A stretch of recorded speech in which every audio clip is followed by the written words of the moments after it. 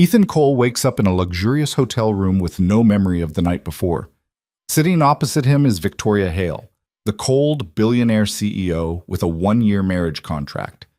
This impoverished man, recently jobless and on the verge of losing his daughter, now faces an unbelievable offer: become the powerful tycoon's fake husband in exchange for his daughter's future.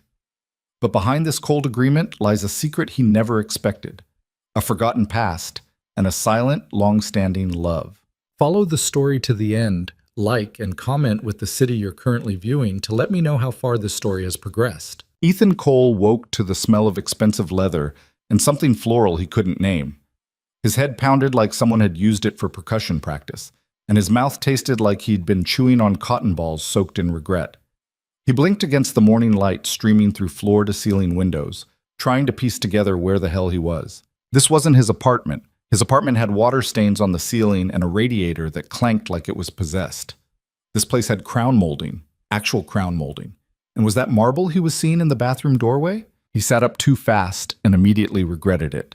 The room tilted sideways before righting itself. He was still wearing his jeans and t-shirt from yesterday, wrinkled and smelling faintly of the bar where he'd apparently spent his last $20. His jacket was draped over a chair that probably cost more than his monthly rent used to cost, back when he could afford rent. "You're awake." Ethan's head snapped toward the voice, and he immediately wished he hadn't moved that quickly. A woman sat in an armchair by the window, backlit so he couldn't make out her features clearly at first. But as his eyes adjusted, he saw her. She was maybe 30, dressed in a suit that screamed money in a language Ethan didn't speak. Charcoal gray, perfectly tailored, with her dark hair pulled back in a way that was either effortlessly elegant or took an hour in a professional.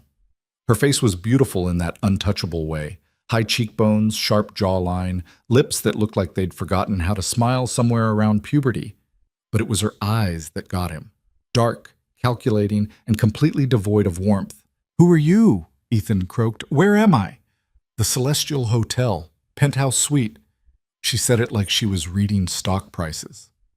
"As for who I am, my name is Victoria Hale." The name meant nothing to him. Should it have?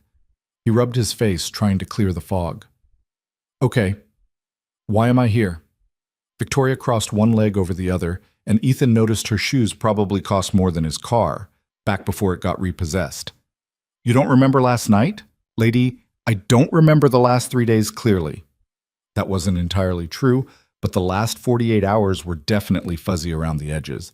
He'd been fired 2 days ago. That part he remembered with crystal clarity.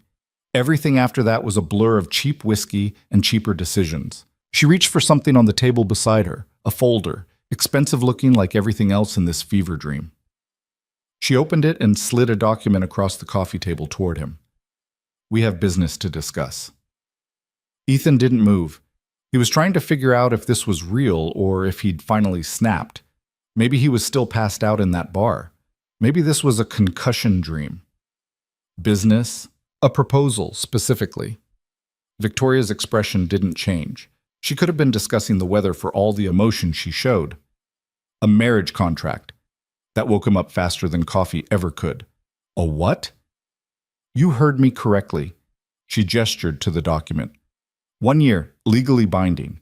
In exchange for your participation, I'll provide you with financial security, healthcare coverage for you and your daughter, and a substantial payout at the end of the term. Ethan stared at her, then at the document, then back at her.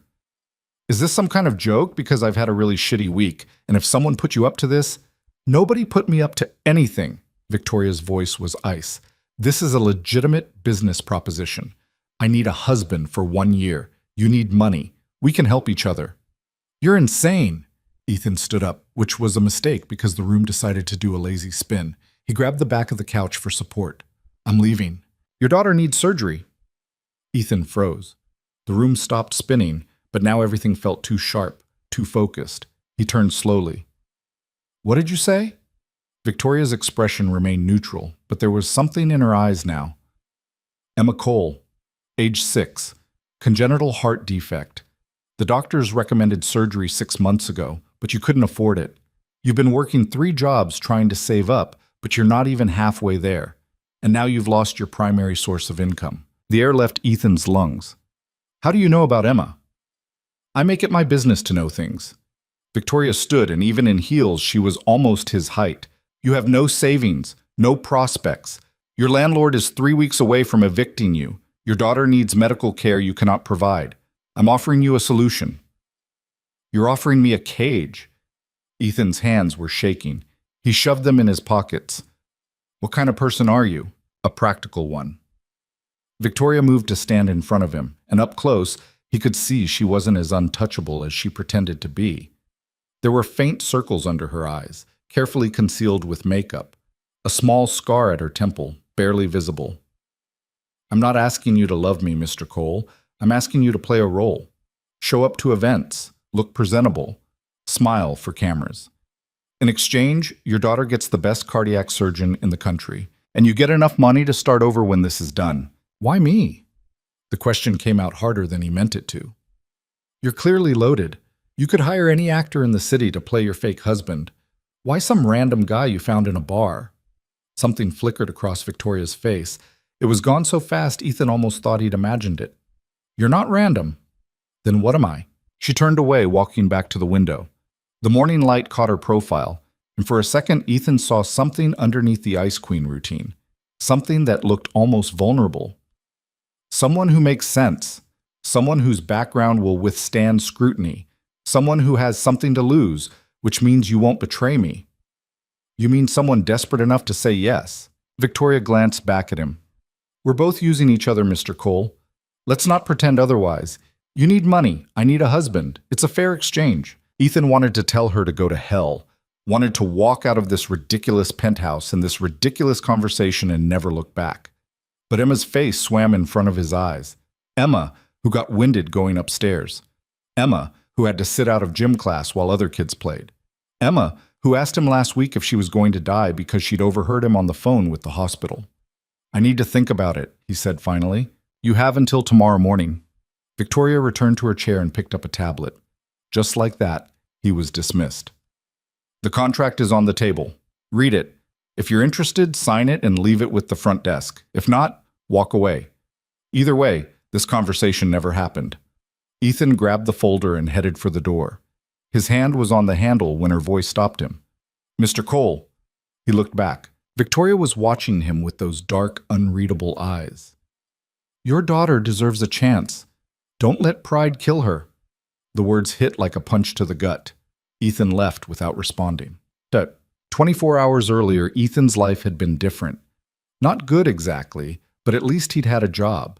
He'd been working the lunch shift at Marcello's, a mid-tier Italian restaurant that catered to business crowds and tourists who didn't know any better.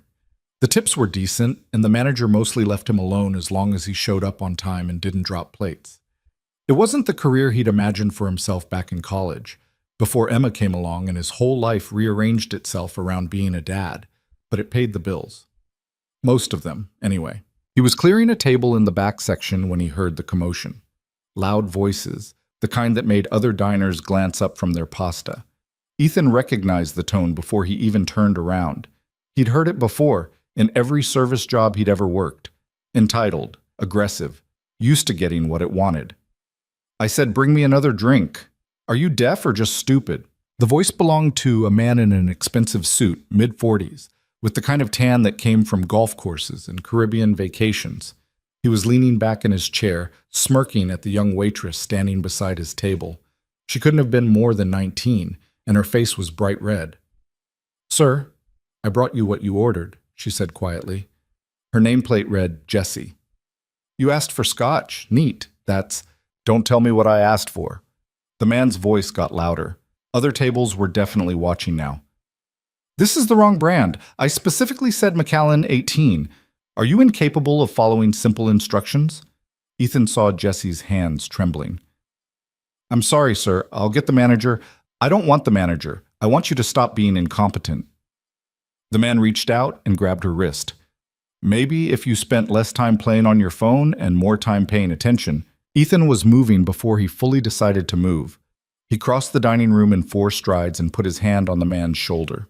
Sir, let her go. The man looked up, annoyed at the interruption. His grip didn't loosen.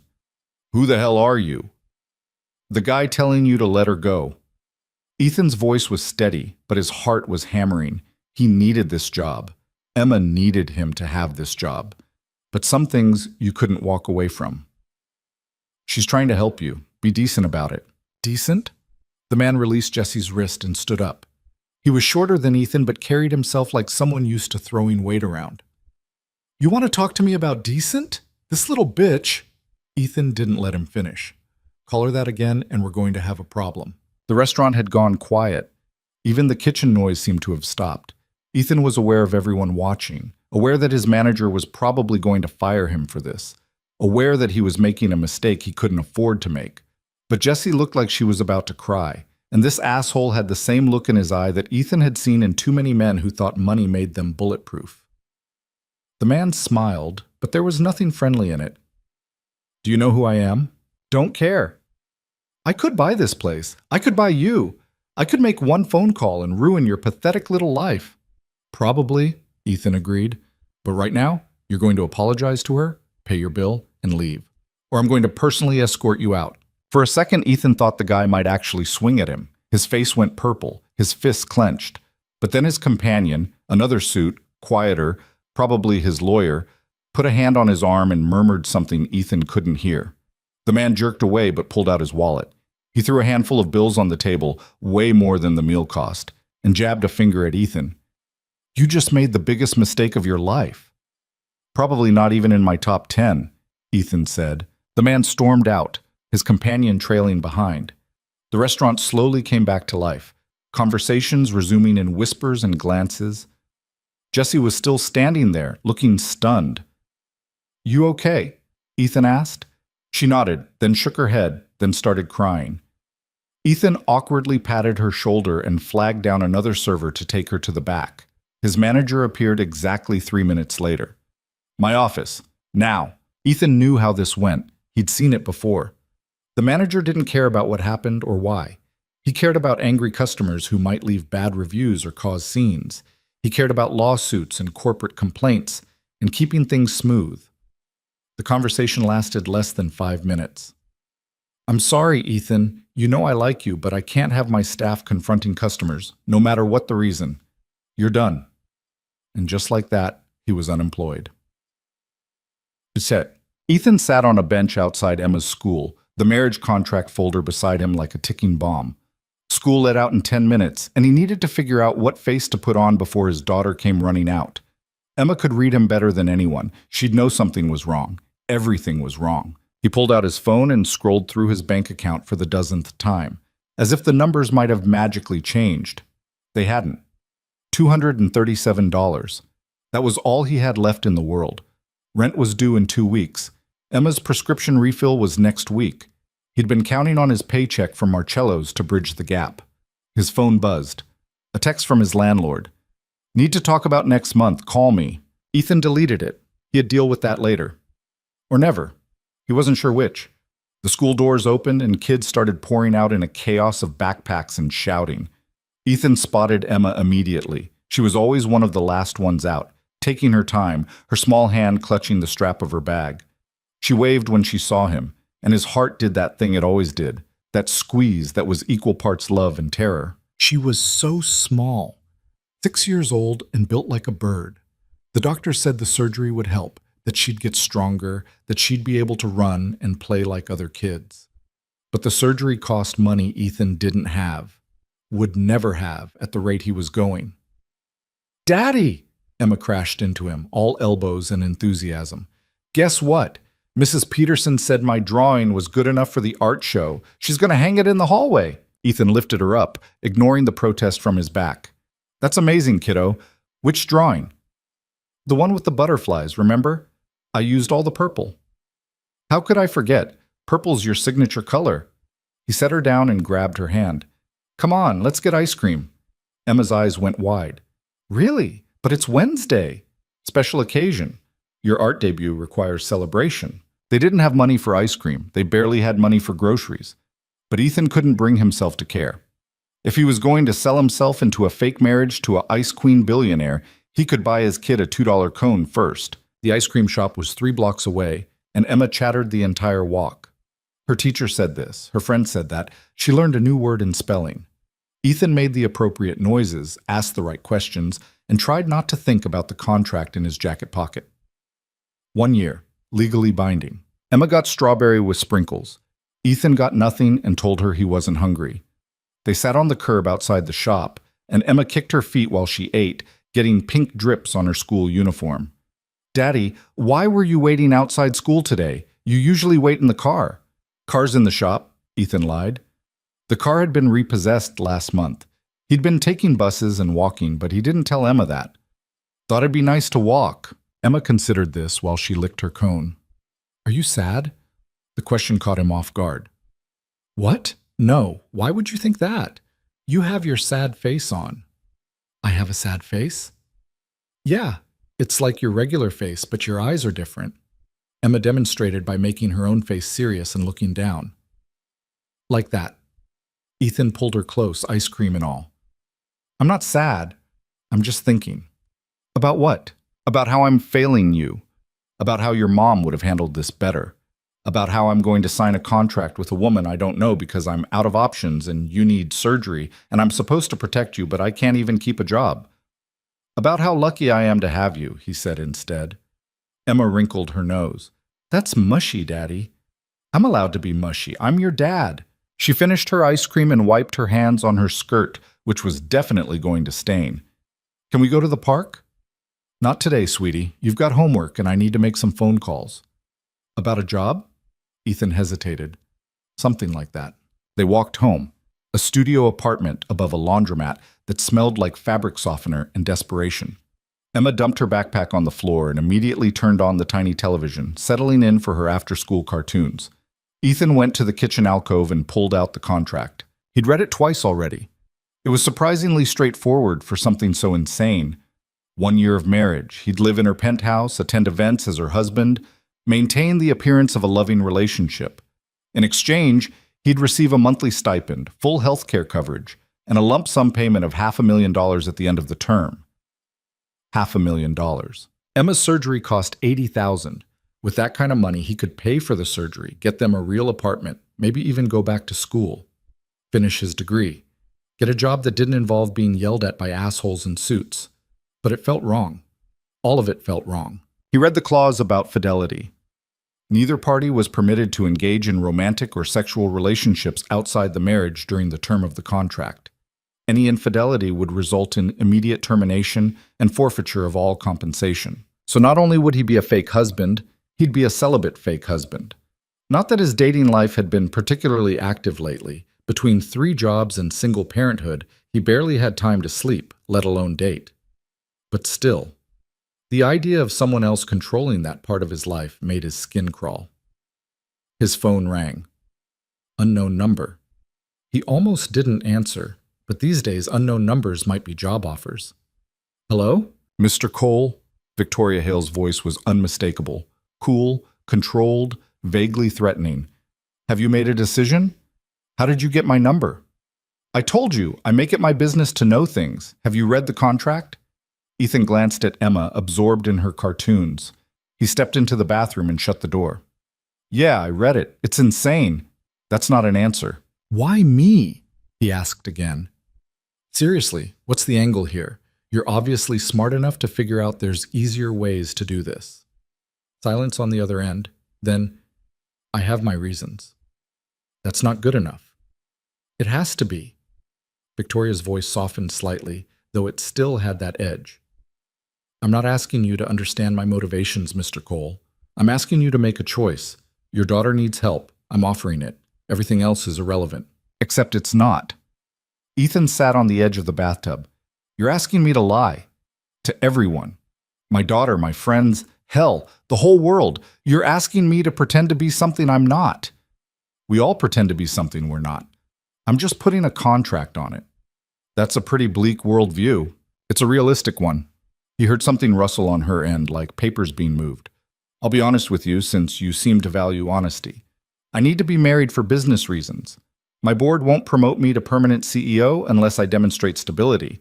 A husband provides that stability. It's archaic and sexist, but it's the reality I'm working with. So marry someone you actually like." "I don't like anyone." She said it so matter-of-factly that Ethan almost laughed. And more importantly, I don't trust anyone. This way, everything is clear. No emotions, no complications, just a transaction. What happens after the year? We divorce amicably. You get your money, I get my position. We never see each other again. Ethan closed his eyes. In the other room, he could hear Emma laughing at something on TV. That sound, that pure, unself-conscious joy, was everything to him. She deserved to laugh like that for the next 60 years, not have her life cut short because her dad couldn't afford to save her. If I do this, he said slowly, I want some changes to the contract. Such as? Emma comes first, always. If she needs me, I'm there. I don't care what event you've got planned or who I'm supposed to be schmoozing. She's non-negotiable. Acceptable. And I want the healthcare coverage to start immediately, before I sign anything. I want proof that you can actually deliver on this. Done. I'll have my assistant send over the insurance information tonight. Ethan opened his eyes and stared at the cracked tile floor. Why does this feel like I'm making a deal with the devil? Victoria actually laughed. It was sharp and brief, but it was there. Because you probably are. But I'm a devil who pays well. Do we have an agreement? I need one more day. Mr. Cole, one day. I need to talk to Emma. Figure out how to explain this. Another pause. You're not going to tell her the truth. Of course not, but I need to tell her something. She's 6, not stupid. Fine. You have 24 hours. After that, the offer expires. Victoria hung up without saying goodbye. Ethan sat there for a long moment, phone in hand, trying to figure out how his life had turned into a bad TV drama. 2 days ago, he'd been a waiter with problems. Now he was apparently considering a fake marriage to a billionaire. He went back out to the living room. Emma was lying on her stomach, chin propped on her hands, completely engrossed in animated characters doing animated character things. Hey, Em. Yeah? She didn't look away from the screen. What if Daddy had to go away for a while? For work? That got her attention. She rolled over and sat up. Go away where? Not far. Still in the city, but I might have to stay somewhere else sometimes. You'd stay with Mrs. Chen downstairs like you do now when I work late shifts. Emma's face fell. For how long? I don't know yet. Maybe a while. Is it because of money? The question hit him in the chest. What makes you say that? I heard you on the phone last week with the hospital lady. You said we couldn't afford something. Emma picked at the carpet. Is it my fault? No, hey, look at me. Ethan moved to the floor beside her. None of this is your fault, you hear me? Not one single bit. But if I wasn't sick, you're not sick. You just need a little help with your heart, that's all. And Daddy's going to make sure you get that help. How? Good question. How did you explain to a 6-year-old that you were going to marry a stranger for money? You didn't. You lied, like you'd been lying for months about why the lights sometimes got shut off or why they ate cereal for dinner 3 times a week. I got a new job opportunity, Ethan said. A really good one, but it means I'll be busy for a while. It also means we'll have money for your doctor appointments and a nicer place to live. Emma studied him with those 2 serious eyes. Will you be happy? The question surprised him. I'm happy when I'm with you. That's not what I asked. Smart kid. Too smart sometimes. I'll be fine, sweetheart. I promise. She didn't look convinced, but she nodded anyway. Then she crawled into his lap, even though she was getting too big for it, and put her head on his shoulder. I don't want you to go away. I know. Ethan wrapped his arms around her. But sometimes we have to do hard things. You're brave when you get your blood drawn, right? Even though it hurts? I guess. This is like that. Hard, but necessary. And when it's done, everything will be better. He hoped that was true. He had no idea if it was true. But Emma nodded against his shoulder, and he held her while the cartoons played and tried not to think about what he was about to do. That night, after Emma was asleep, Ethan pulled out the contract one more time. He read every word, every clause, every stipulation. He looked for loopholes or tricks, but it seemed depressingly straightforward. Victoria Hale wasn't trying to con him. She was just trying to buy him. He thought about calling someone. His brother maybe, though they hadn't spoken in 2 years. His college roommate, though that friendship had faded after Emma was born, and Ethan's life became unrecognizable. The truth was, he didn't have anyone to call. He'd been so focused on survival that he'd let every other relationship wither. So it was just him, sitting at a card table that served as their kitchen table, desk, and craft station, making a decision that would change everything. He picked up a pen, put it down, picked it up again. Your daughter deserves a chance. Don't let pride kill her. Victoria's words echoed in his head. She'd known exactly what to say, exactly where to press. It should have made him angry being manipulated like that. Instead, he just felt tired. He signed the contract. His handwriting looked shaky on the expensive paper, like his signature knew this was a mistake, even if he was pretending otherwise. But it was done. He'd signed away a year of his life to a woman he didn't know for money he desperately needed. Ethan took a photo of the signed contract with his phone, then slid the original back into the folder. He'd drop it at the hotel's front desk in the morning, like Victoria instructed. Then he went to bed and didn't sleep. But the next morning, Ethan dropped Emma at school and took 2 buses to the Celestial Hotel. The lobby was exactly as intimidating as he remembered. All marble and crystal, and staff members who looked at him like they were calculating whether to call security. He walked up to the front desk, where a woman with perfect makeup and a name tag that read Sarah gave him a professional smile. "Can I help you?" Ethan slid the folder across the counter. "I need to leave this for Victoria Hale." Sarah's smile didn't waver, but something changed in her eyes. Recognition, maybe. Or pity. "Of course, sir. I'll make sure she receives it." "Thanks." Ethan turned to leave, then stopped. "Is she here, Miss Hale?" "I'm not at liberty to discuss our guests' schedules." "Right, yeah, of course." He made it halfway across the lobby before he heard his name. "Mr. Cole." Victoria stood by the elevators, dressed in another power suit, this one navy with subtle pinstripes. Her hair was different than yesterday, looser, falling in waves instead of pulled back. It made her look younger, almost approachable. Almost. "You signed it," she said, not a question. "Yeah." "Good." She pressed the elevator button. "Come with me. We have logistics to discuss." "Now?" "I have to pick up Emma from school at 3. This won't take long." The elevator arrived and Victoria stepped in. She looked at him expectantly. Ethan followed. The doors closed, and they rode in silence to the penthouse level. Victoria's heels clicked against the marble as she led him down the hallway to a door he hadn't noticed during his first visit. She unlocked it and gestured him inside. It was an office, floor-to-ceiling bookshelves, a desk that probably cost more than a car, windows overlooking the city. Victoria moved behind the desk and pulled out a leather binder. "First thing, healthcare. I've already added you and Emma to my company's executive plan. Here's your insurance card." She slid it across the desk. "The cardiac surgeon I mentioned is Dr. Sarah Chen at Metropolitan Hospital. I've scheduled a consultation for next week. Emma's primary care physician will receive all her records by end of business today." Ethan picked up the insurance card. His name was embossed on it in gold letters. "This is real." "Did you think I was lying?" "I don't know what I thought." Victoria opened the binder. "Second, living arrangements. You'll move into the penthouse by the end of the week. I'll have movers pack up your current apartment. Make a list of anything you want to keep." "Wait, what? We're living together?" "We're married, or we will be by Friday. Married couples live together, Mr. Cole." "You said this was just for appearances. I thought I'd keep my place. Your place is a studio above a laundromat that's 3 weeks from eviction. Emma will have her own room here. You'll have your own space. The apartment has 4 bedrooms. Victoria's expression was unreadable. "Unless you'd prefer to explain to the media why my husband lives separately."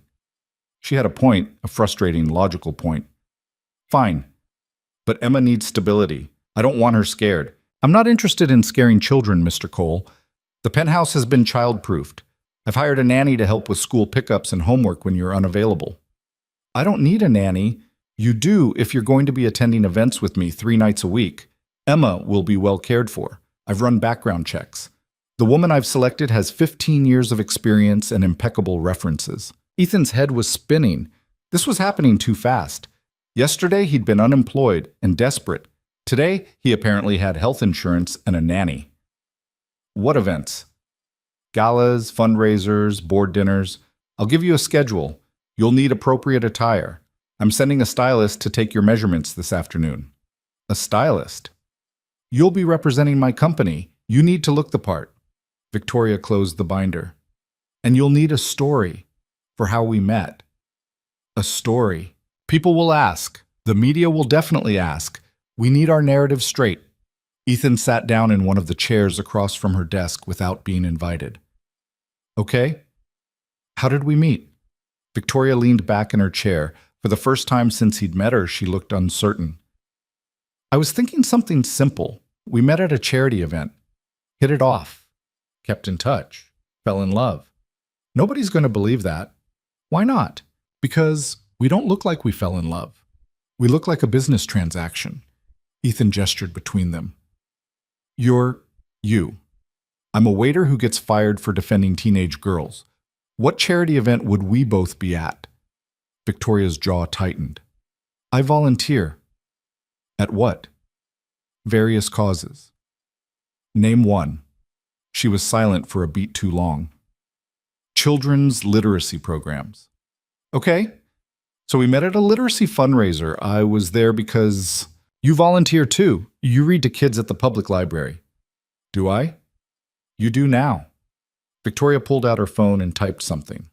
I'll have my publicist create a paper trail. Volunteer hours, donation records. It needs to look authentic. This was insane. They were inventing an entire fake relationship, complete with fake volunteer work and fake meet cutes. Ethan rubbed his face. This is never going to work. It has to work. Victoria's voice had an edge now. I've invested too much in this company to lose it because the board thinks I'm not stable enough. This merger needs to happen, and it won't happen if I'm not CEO. What merger? That's not your concern. If I'm your husband, even a fake one, seems like I should know what I'm supporting. Victoria studied him for a long moment. Then she turned her laptop around so he could see the screen. It showed a news article. Hale Industries Eyes acquisition of Northwest Tech. Board demands leadership stability. Northwest Tech, she said. $15 billion company. If we acquire them, Hale Industries becomes the largest tech conglomerate on the West Coast. But the board won't approve the acquisition unless I'm permanent CEO, and they won't make me permanent CEO unless I'm married. That's archaic. That's business. My father built this company from nothing. When he died, I was supposed to take over. But the board thinks a 29-year-old unmarried woman can't handle a merger this size. They want someone settled. She said the word like it tasted bad. So I'll give them settled. You. Ethan looked at the article, then at Victoria. There was something under her Ice Queen routine, something wounded. They think you can't do it. They think I'm my father's little girl playing businesswoman. They want to install their own CEO and push me out entirely. So this is about proving them wrong. This is about keeping what's mine. Victoria closed the laptop. My father left me this company. I'm not losing it because a bunch of old men think I need a husband to be competent. For the first time, Ethan felt something like respect for her. She was fighting her own battle, same as him, different circumstances, same desperation. Okay, he said. When's the wedding? Friday. Small ceremony. Just us and 2 witnesses. I've already filed the license. That's in 3 days. Is that a problem? It should have been. Everything about this should have been a problem. But Ethan thought about Emma's insurance card in his pocket, about the consultation with Dr. Chen, about the fact that for the first time in 6 years, he might actually be able to give his daughter the life she deserved. No, he said. No problem. Victoria nodded. Good. I'll have my assistant send you all the details. Be at City Hall at noon on Friday. Wear something decent. I'll do my best. He stood to leave, but Victoria's voice stopped him again. Mr. Cole. He turned. She was watching him with those dark eyes, and there was something in her expression he couldn't read. This doesn't have to be miserable. I'm not a monster, despite what you might think. I just need this to work. I'll make it work, Ethan said. For Emma.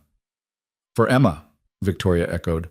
But the way she said it sounded like she was agreeing to something else entirely. Ethan walked out of the Celestial Hotel feeling like he'd just signed away more than a year of his life. He'd signed away something fundamental, something he couldn't quite name. The insurance card felt heavy in his pocket, heavier than plastic had any right to feel. The bus ride back to his neighborhood took 40 minutes, and he spent every one of them staring out the window, watching the city change from glass towers to worn storefronts. By the time he got off at his stop, he'd almost convinced himself this was all some elaborate stress dream. Then his phone buzzed. A text from an unknown number. "This is Grace Park, Ms. Hale's assistant. Stylist will arrive at your residence at 2 p.m. today. Please be available for measurements. Moving company scheduled for Thursday, 9 a.m. Attached is preliminary schedule for next month's events." The attachment was a PDF with more social engagements than Ethan had attended in his entire life. Galas, fundraisers, board dinners, something called a yacht reception that made him want to laugh and cry at the same time. He'd never been on a yacht, he'd never worn a tuxedo, and now he was apparently going to do both while pretending to be married to a woman who looked at him like he was a problem to be managed. Mrs. Chen was waiting outside the laundromat when he got back. She was maybe 70, had lived in the building for 30 years, and had been watching Emma after school since Ethan's childcare arrangement fell through 6 months ago. He paid her what he could, which was never enough, but she always said Emma was a joy and didn't complain. "Ethan, good, you're back." "Emma's upstairs doing her homework. She had a snack already." Mrs. Chen peered at him over her glasses. "You look terrible. You sick?" "Just tired. Long couple of days." She didn't look convinced. "That girl asked me 3 times when you'd be home. She worries about you." Guilt twisted in Ethan's stomach. "I know. I'm working on that." "You're a good father, but you can't pour from an empty cup, you know. You need to take care of yourself too." If only she knew. In 3 days, he'd be living in a penthouse, married to a billionaire, with a full cup whether he wanted it or not. "I'm trying, Mrs. Chen. Actually, I need to talk to you about something. I got a new job. It's going to require some changes." Her eyebrows rose. "What kind of changes?" "We're moving. End of the week. But I wanted to give you this." He pulled out an envelope he'd prepared that morning. It had most of his remaining cash in it. "For watching Emma all these months. I know I haven't always been able to pay you properly." Mrs. Chen waved him off. "You don't need to. Please, take it. You've been a lifesaver." She accepted the envelope reluctantly, then surprised him by pulling him into a hug. She smelled like laundry detergent and jasmine. "You're going to be okay, Ethan. You and that little girl. I know it." Ethan hugged her back, throat tight. "Thank you for everything." He climbed the stairs to his apartment, each step creaking in familiar ways. This place had been his home for 3 years. It was a dump, but it was his dump. Emma had learned to ride her bike on the sidewalk out front. They'd had birthday parties here, movie nights, late-night talks when she couldn't sleep because her chest hurt. Now they were leaving it all behind. Emma was indeed at the card table, bent over her homework with intense concentration. She'd changed out of her school uniform into sweatpants and a shirt with a unicorn on it. Her hair was falling out of its ponytail. "Hey, kiddo, how was school?" She looked up, and her whole face brightened. "Daddy, Mrs. Peterson said my butterfly drawing is going up tomorrow, and Jake shared his cookies at lunch even though I forgot mine. That was nice of Jake." Ethan dropped his jacket on the back of a chair. "What are you working on?" "Math. It's easy today, just addition." She went back to her worksheet, pencil moving carefully. "Mrs. Chen said you had a meeting. Was it about the job?" "Yeah, I got it." Emma's pencil stopped. "Really?" "Really, which means we're going to have some big changes coming up. Good changes," he added quickly, seeing her face. "But different." "What kind of different?" Ethan pulled out a chair and sat beside her. "Remember how I said I might have to stay somewhere else sometimes? Well, this job comes with housing, a really nice apartment, big enough for both of us to have our own rooms." Emma's eyes widened. "My own room?" "Your own room. And we'll be closer to your school, so no more long bus rides." That was a lie. They'd actually be farther. But Victoria had mentioned something about a driver. Ethan was trying not to think too hard about having a driver. "When do we move?" "Thursday?" "This Thursday? But that's only 2 days. I know it's fast, but the apartment's ready now, and the sooner we move, the sooner we can get settled." Ethan touched her hand. "I know this is a lot. If you're scared, I'm not scared." Emma chewed her lip. "Will Mrs. Chen come visit?" "Of course, anytime you want." "And can I bring all my stuffed animals?" "Every single one." She seemed to consider this. Then, with the adaptability of 6-year-olds everywhere, she shrugged and went back to her math. "Okay, can we get pizza for dinner to celebrate?" They couldn't afford pizza, but Ethan looked at his daughter, at her purple pencil and her careful numbers, and thought about the insurance card in his pocket and the money that would be in his account by the end of the week. Yeah, he said, we can get pizza. The stylist showed up at 2 on the dot. His name was Marco. He had an accent Ethan couldn't place, and he looked around the studio apartment like he'd just stepped in something unpleasant. This is where you live? Marco's nose wrinkled. Ms. Hale said you needed wardrobe assistance, but I didn't realize it was this dire. Ethan bristled. It's clean. It's tiny. Where do you keep your suits? I don't have suits. Marco's expression suggested this was a personal failing on par with murder. Of course you don't. Well, let's see what we're working with. Stand up, arms out. For the next hour, Ethan was measured, assessed, and critiqued. Marco took notes on a tablet while muttering things like, decent shoulders at least, and we'll need to do something about the hair. Emma watched from the couch, clearly entertained by the spectacle of her father being treated like a mannequin. You're tall, which helps. Good bone structure. Ms. Hale has excellent taste, I'll give her that. Marco circled him like a shark. But we have work to do. The wedding is Friday, yes? Yeah. Then we'll start with the ceremony. Simple suit, nothing too flashy, charcoal or navy. You'll need dress shoes. When's the last time you wore dress shoes? My ex-wife's funeral. The words came out harder than Ethan intended. Marco's expression softened slightly. I'm sorry, we'll get you sorted. For the events after, you'll need 2 tuxedos, several suits, casual wear for daytime appearances.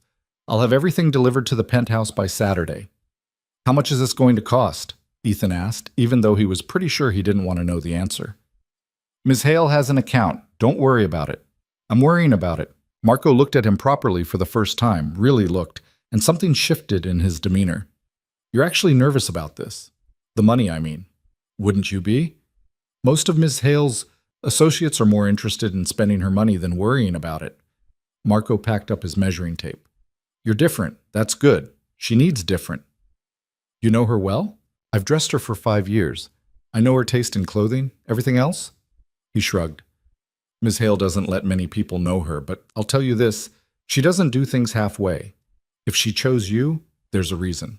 After Marco left, Ethan stood in his small apartment and tried to imagine what that reason could possibly be.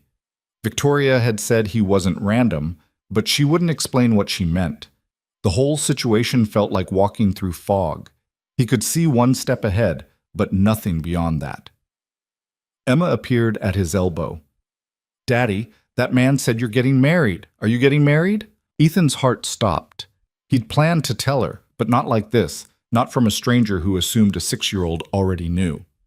Em, come here, we need to talk. They sat on the couch together, and Ethan tried to figure out how to explain the unexplainable. Remember how I said I got a new job?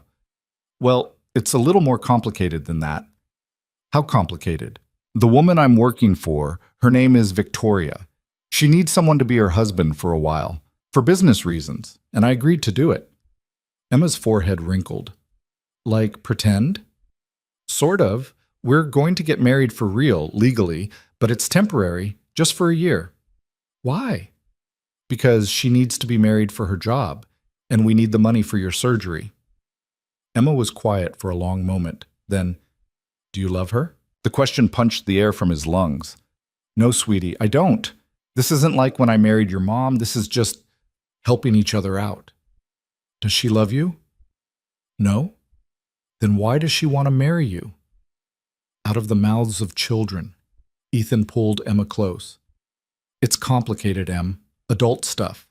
But what's important is that this means we can afford your surgery. You can get better. We can have a nice place to live. And after a year, things go back to normal. Will she be mean to me? No. She promised she wouldn't be. And if she is, we leave. Deal? Emma nodded against his shoulder. Okay. But Daddy? Yeah? I still think it's weird.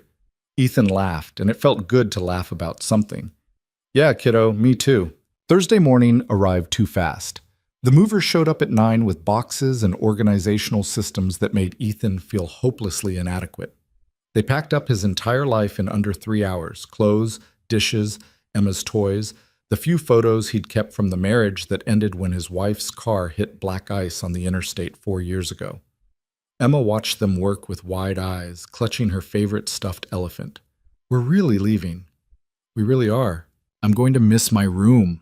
Ethan looked around the studio. Emma didn't have a room. She had a corner with a twin bed and a curtain he'd rigged up for privacy. But to her, it was a room, and she was leaving it behind. You're going to love your new room, he promised. It's bigger. You can decorate it however you want. The head mover, a guy named Steve with forearms like tree trunks, approached with a clipboard. That's everything, Mr. Cole. We'll have it at the penthouse by noon. Miss Hale's assistant sent over the access codes. Thanks. Nice place you're moving to, Steve grinned. Celestial Tower, penthouse level. You hit the lottery or something? Or something.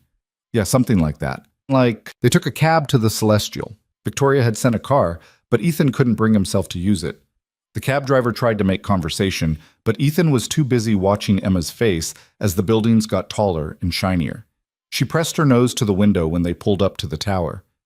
Daddy, this is a hotel. Top floors apartments, penthouses. We're living in a hotel? Basically. The lobby was just as intimidating as Ethan remembered, but this time the staff greeted him by name. Mr. Cole, welcome. Miss Hale is expecting you. I'll show you to the elevator.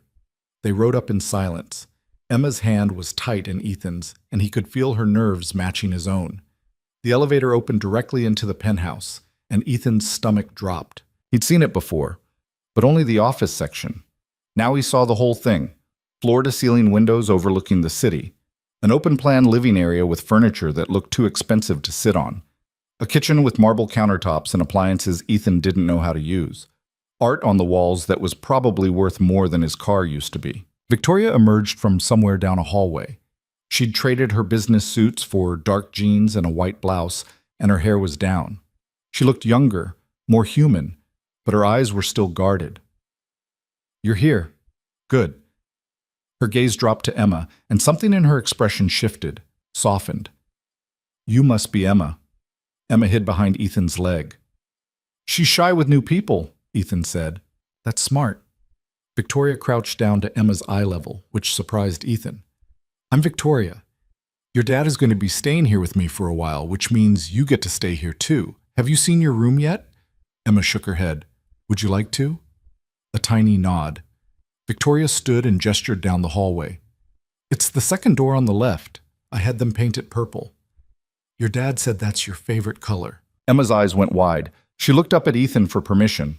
He nodded, and she took off running down the hall. They heard her gasp of delight from where they stood. You painted it purple? Ethan asked. I asked what her favorite color was. You said purple. Victoria's tone was defensive. Was that wrong? No, it's just, you didn't have to do that. She's 6 and her life is being turned upside down. The least I could do was give her a room she likes. Victoria walked toward the kitchen. The movers will be here soon. I've had the second bedroom prepared for you. There's also a study you can use as your space if you need privacy. Ethan followed her, still processing the fact that Victoria Hale had painted a room purple for a child she'd never met.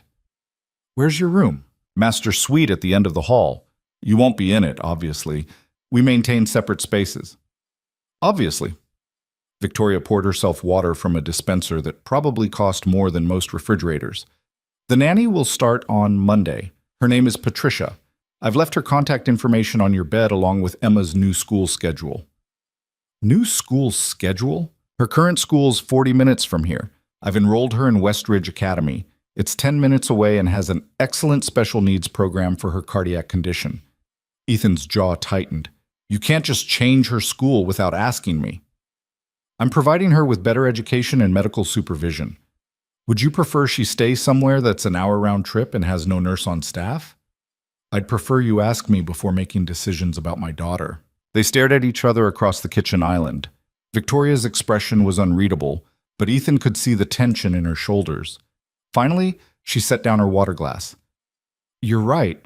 I should have consulted you. I'm not used to... She trailed off. I'm not used to considering other people's input. Well, get used to it. Emma is non-negotiable. We agreed on that. We did. Victoria's phone buzzed. She glanced at it and frowned. The movers are downstairs. I'll have them bring everything up. You should check on Emma. It was a dismissal, but Ethan let it go.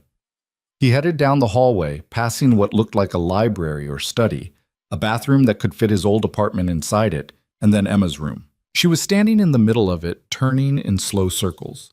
The walls were indeed purple, a soft lavender that somehow didn't look childish. There was a bed with a white frame, a desk, a bookshelf already filled with books, and a window seat overlooking the city. Boxes of her stuffed animals sat waiting to be unpacked. "Daddy, look!" Emma ran to the window. "I can see the whole city." Ethan joined her and the view took his breath away. They were high enough that the streets below looked like toys. The river sparkled in the distance. The sky seemed close enough to touch. "Pretty cool, right?" "It's the best room ever." Emma hugged his waist. "Does Victoria really have that much money?" "Yeah, she does." "Is she nice?" Ethan thought about Victoria painting this room purple, about her crouching down to talk to Emma at eye level, about the ice in her voice when she talked about her board of directors. "I think she's trying to be." "That's something, I guess." "Smart kid." They spent the afternoon unpacking. The movers brought up boxes, and Ethan directed traffic while trying not to feel completely out of his depth. His clothes looked wrong hanging in the massive closet of his new room. His books looked silly on the built-in shelves. Everything he owned seemed to shrink in this space, like his possessions knew they didn't belong. Victoria disappeared into her office and didn't come out. Ethan was grateful for that. He needed time to process, to breathe, to figure out how he was supposed to live here. Emma adapted faster than he did. By evening, she'd arranged all her stuffed animals on her bed, organized her books by color, and discovered that the TV in the living room had every streaming service known to humanity. "Daddy, can we order food? Victoria said there's a restaurant downstairs that delivers." "Did she?" "She came by while you were unpacking your room. She said I could order whatever I wanted and just call the front desk." Ethan found Victoria in her office, typing on her laptop. He knocked on the open door. "Can we talk?" She looked up. "About?" "Ground rules. If we're living together, we need some boundaries." Victoria saved whatever she was working on and gestured to the chair across from her desk. Ethan sat, and for a moment, they just looked at each other. This woman was going to be his wife in less than 24 hours. It felt surreal. "What kind of boundaries?" Victoria asked. "Emma's meals, for one. I appreciate the offer to let her order from the restaurant, but I need to be the one making those decisions. She's my daughter." "Understood. And I'd appreciate it if you didn't make plans that involve her without running them by me first. The school thing, I get why you did it, but it blindsided me. I apologize for that. It won't happen again." Ethan studied her. She seemed sincere, but it was hard to tell with Victoria. Her face gave away nothing she didn't want it to. "Why did you paint her room purple?" The question seemed to catch her off guard. "I told you, it's her favorite color. You could have just left it white, or whatever color it was. She wouldn't have cared." Victoria's fingers drummed on her desk. "I wanted her to feel welcome." "Why?" "Because she's a child who didn't choose this situation, and she deserves to feel comfortable in her own home." "This isn't her home, it's yours. We're just temporary tenants." Something flashed in Victoria's eyes. Anger, maybe, or hurt. "Is that what you think you are? Tenants? What else would we be? We're married, or we will be tomorrow." Victoria stood and walked to the window. "I know this arrangement is unconventional. I know you don't trust me, but if we're going to make this work, we need to at least pretend we're building something together, even if it's temporary. You want me to pretend we're a real family. I want you to pretend we're not strangers living in the same space." She turned to face him. "Emma shouldn't feel like she's visiting a museum. This is where she lives now. That makes it her home, whether you like it or not." Ethan didn't have a good answer to that. Victoria was right, even if it annoyed him to admit it. "Okay, fair enough, but I need you to understand something too." "What's that?" "Emma comes first, always. If this arrangement ever feels like it's hurting her, I'm done. Contract or no contract." "I wouldn't expect anything less." Victoria returned to her desk. "Was there anything else?" "Yeah, tomorrow, the wedding. What do I need to know?" "Be at City Hall at noon. Wear the suit Marco delivered. There will be 2 witnesses, my assistant and my lawyer. The ceremony takes 10 minutes. We sign the papers, file them, and we're done." "And then?" And then we go to dinner. I've made reservations at Meridian. We need to be seen together in public, establish the relationship. Romantic. It's practical. Victoria's expression was unreadable. This is a performance, Mr. Cole. The sooner you accept that, the easier this will be. Ethan left her office feeling more unsettled than when he'd entered. He found Emma curled up on the couch, watching a movie about talking animals. She looked so small in this huge space, dwarfed by the furniture and the windows and the sheer scale of everything. He sat beside her and pulled her close. She smelled like the lavender soap from her new bathroom. Daddy? Yeah, Em? Are you happy here? The question hit him in the chest. Are you? I asked first. Smart kid. Too smart. I don't know yet. Ask me again in a week. Emma thought about this. Okay. But Daddy? Yeah? Victoria's sad. Ethan blinked. What makes you say that? Her eyes. They're sad, like yours get sometimes when you think I'm not looking. Emma yawned and snuggled deeper into his side. Maybe if we're nice to her, she'll be less sad. Ethan didn't know what to say to that. He just held his daughter and watched talking animals solve their problems in 90 minutes while real life remained infinitely more complicated. Friday arrived with gray skies and the threat of rain. Ethan woke up in his new bedroom, disoriented by the unfamiliar ceiling and the silence. His old apartment had been filled with noise, pipes clanking, neighbors arguing, traffic from the street. Here, everything was insulated and quiet. It felt like being underwater. He showered in a bathroom that had heated floors and checked on Emma. She was still asleep, starfished across her purple bed with stuffed animals arranged around her like guards. He left her a note saying he'd be back by afternoon and to call if she needed anything. Victoria was already dressed when he emerged. She wore a simple cream-colored dress that probably cost more than his entire wardrobe, and her hair was styled in loose waves. She looked beautiful in a way that made Ethan uncomfortable, like he was seeing something he wasn't supposed to see. You clean up well, she said, looking him over. Marco's suit fit perfectly, charcoal gray with a white shirt and no tie. Ready? As I'll ever be. They took her car, a sleek black sedan that drove so smoothly Ethan barely felt the road. Victoria sat in the back with him, maintaining a careful distance, her attention on her phone. She was typing something, frowning at the screen. Nervous? Ethan asked. No. Why would I be nervous? Because you're getting married. This isn't a real marriage.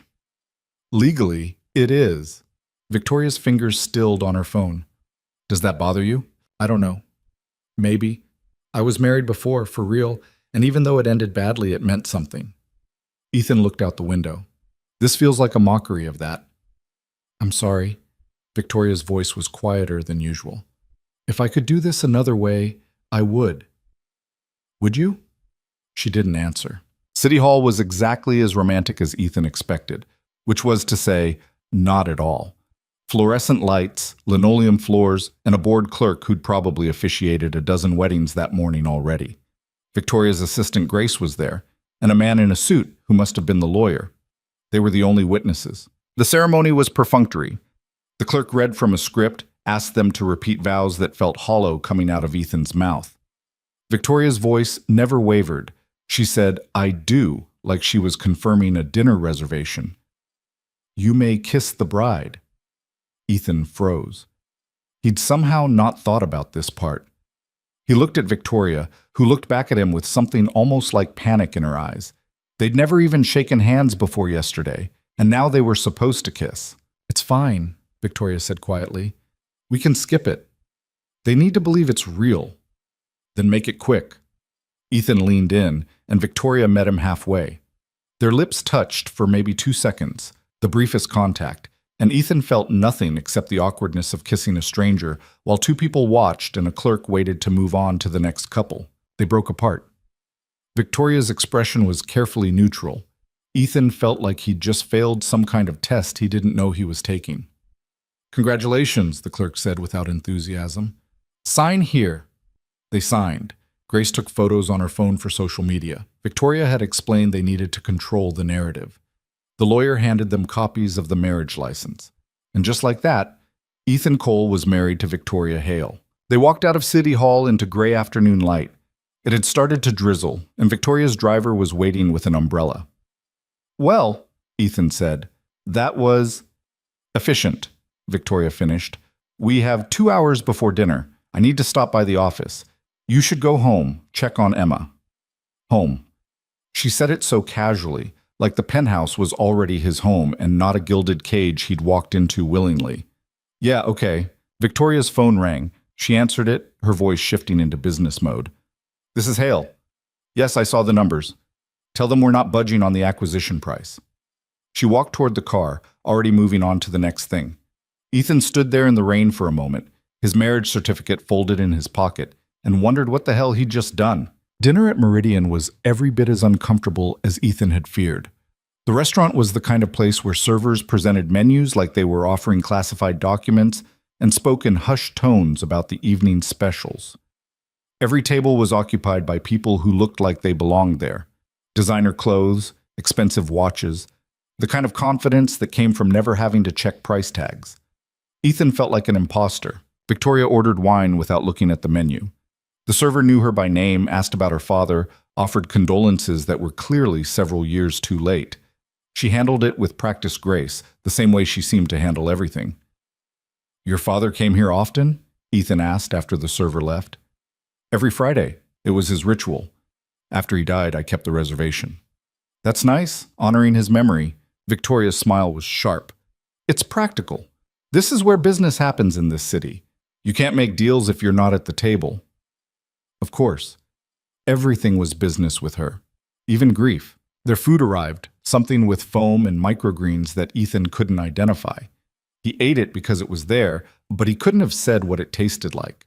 His attention kept getting pulled to the other diners, the ones who glanced their way and then looked away quickly, wondering, speculating. They're talking about us, Victoria said quietly.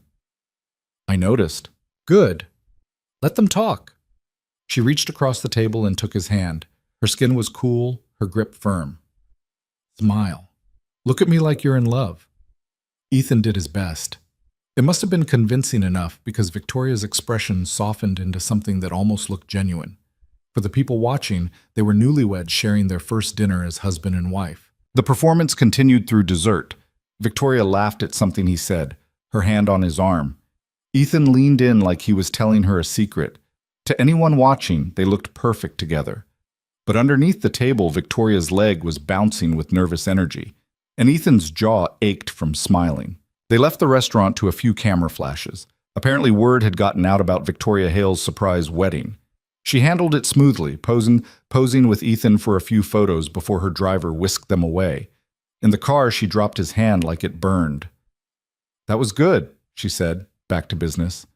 Grace will make sure those photos circulate properly. By Monday, the narrative will be established. Glad I could help sell the story. That's what you're here for. Victoria was typing on her phone again. I'll be working late tonight. Don't wait up. We just got married. And? She looked at him genuinely confused. Nothing. Never mind. They rode the rest of the way in silence. Emma was waiting when Ethan got back to the penthouse. Patricia, the new nanny, was cleaning up dinner dishes. She was exactly what Ethan had expected, middle-aged, kind-faced, efficient. She greeted him warmly and assured him Emma had been wonderful before gathering her things to leave. You got married, Emma announced. Patricia said you got married today? I did. Ethan loosened his tie. How was your day? Good. Patricia made mac and cheese and we watched movies and she taught me a card game. Is Victoria here? She's working. On her wedding day? Yeah, kiddo, she's busy. Emma frowned. That's sad. When you married Mommy, you went on a trip together. Ethan's chest tightened. Emma rarely mentioned her mother anymore. This is different, Em. Victoria and I, we're not... It's complicated. Everything with you is complicated lately. She wasn't wrong. Ethan pulled her into a hug. I know, but some things stay simple, like us. We're still us, okay? No matter what else changes. Okay, Emma yawned. Can I stay up late since it's special? Nice try. Bed in 20 minutes. He got her settled in her purple room, read her a story about a mouse who went on adventures, and kissed her forehead. She was asleep before he made it to the door. Ethan wandered back to the living room, feeling untethered. He should have been exhausted, but he was too wired to sleep. He poured himself water from the fancy dispenser and stood by the windows, looking out at the city lights. This was his life now. This apartment, this view, this strange arrangement with a woman who treated marriage like a business transaction. He'd signed up for it, agreed to all of it, but standing here in the quiet, it felt impossible that any of this was real. He heard Victoria's office door open around midnight. She emerged looking tired, her hair falling from its style, her makeup slightly smudged. She stopped when she saw him. "You're still awake." "Couldn't sleep." Victoria moved to the kitchen and poured herself wine. She drank half the glass in one go. "Today was longer than I expected." "It's your wedding day. They tend to be long." "It's a Friday that required paperwork. Nothing more." "If you say so." She looked at him then, really looked, and Ethan saw the cracks in her armor, the exhaustion in her eyes, the tension in her shoulders. "Are you angry with me?" The question surprised him. "Should I be?" "Most people would be. I essentially bought you, bought a husband like I'd buy a suit or a car." "I had a choice." "Did you?" Victoria's laugh was bitter. "What kind of choice is it when the alternative is watching your daughter die?" Ethan set down his water glass carefully. "What do you want me to say, Victoria? That I'm here willingly?" "I am." "That I like it?" "I don't. But I'm here because it's the best option I have, and I'm going to make it work. Isn't that what you wanted?" "I don't know what I wanted." She finished her wine and set the glass in the sink. "I thought this would be simple. A transaction, like you said. But having you here, having Emma here, it's what?" Victoria shook her head. "Nothing. Forget it. I'm tired. I'm going to bed." She walked past him toward the hallway, and Ethan called after her. "Victoria?" She stopped but didn't turn around. "For what it's worth," Ethan said, "Emma thinks you're sad. She wants to make you less sad." Victoria's shoulders tensed. "She's perceptive." "She is, and she's kind. So maybe let her try." "I'll think about it." Victoria disappeared down the hallway, and Ethan heard her bedroom door close softly. He stood there for a while longer, watching the city and wondering what he'd gotten himself into. This wasn't what he'd expected. He'd expected cold transactions and clear boundaries. But Victoria Hale was turning out to be more complicated than her Ice Queen reputation suggested, and that scared him more than anything else. The first week of married life passed in a blur of awkward dinners and careful distance. Ethan and Victoria circled each other like boxers in a ring, polite but wary, neither willing to drop their guard. They had their routines. Victoria left for the office before Emma woke up and returned after she'd gone to bed. Ethan spent his days figuring out how to be unemployed in a penthouse, which turned out to be harder than being unemployed in a studio apartment. At least in the studio, there'd been things to fix, problems to solve. Here, everything worked perfectly, and the silence was suffocating. Emma's surgery consultation was scheduled for Tuesday. Ethan had been dreading it and counting down to it in equal measure. Patricia offered to come along, but he declined. This was something he needed to do himself. He didn't expect Victoria to show up. But there she was in the hospital parking lot, leaning against her car in a black coat and sunglasses, checking her phone. She looked up when Ethan and Emma approached. "What are you doing here?" Ethan asked. "I'm Emma's stepmother now." "Legally speaking." Victoria pocketed her phone. "I thought I should be present for medical appointments." "You don't have to." "I know I don't have to. I want to." Her gaze dropped to Emma, who was hiding behind Ethan's leg again. "Unless you'd prefer I didn't." Emma surprised them both by stepping forward. "You can come. Daddy gets nervous at hospitals." "I do not," Ethan protested. "You do too. You get all tense and you forget to breathe right." Victoria's lips twitched like she was fighting a smile. "Then I should definitely come. Someone needs to remind him to breathe." Dr. Sarah Chen turned out to be younger than Ethan expected, maybe 40, with kind eyes and steady hands. She spent 20 minutes examining Emma, asking questions in a voice that never talked down to a 6-year-old. Emma answered seriously, describing how her chest felt tight sometimes and how she got tired faster than other kids. "You're doing great, Emma," Dr. Chen said, helping her sit up. "I'm going to talk to your parents for a minute, okay?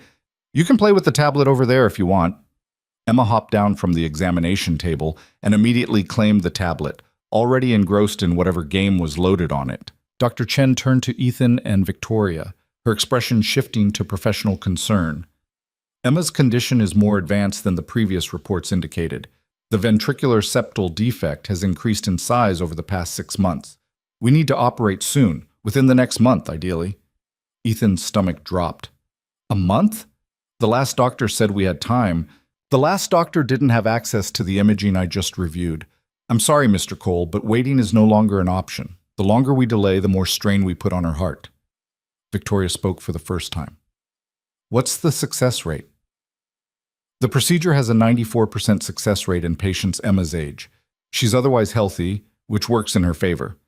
But there are always risks with open heart surgery. 6%, Ethan heard himself say. 6% chance something goes wrong. 6% chance of complications, which range from minor to serious. But 94% chance Emma comes through this and lives a completely normal life. Dr. Chen's voice was gentle but firm. I've performed this surgery hundreds of times. I'm very good at what I do. Victoria's hand found Ethan's under the table.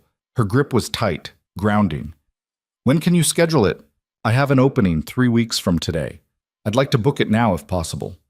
Ethan looked at Emma, absorbed in the tablet, completely unaware that her life hung in the balance of percentages and surgical skill.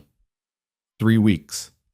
In 3 weeks, someone would cut open his daughter's chest and fix what was broken inside her, or they'd try to anyway. Do it, he said. Schedule it. Dr. Chen nodded and made notes on her computer. I'll have my office send over all the pre-op information. Emma will need to come in for blood work next week and a final consultation 2 days before surgery. Do you have any questions? Ethan had a million questions, none of which had answers that would make him feel better.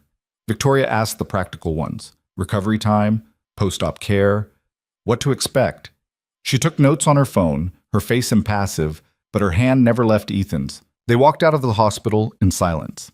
Emma chattered about the game she'd been playing, oblivious to the tension radiating off both adults. Victoria's driver was waiting, and she hesitated before opening the door. I need to go back to the office. There's a board meeting at 3.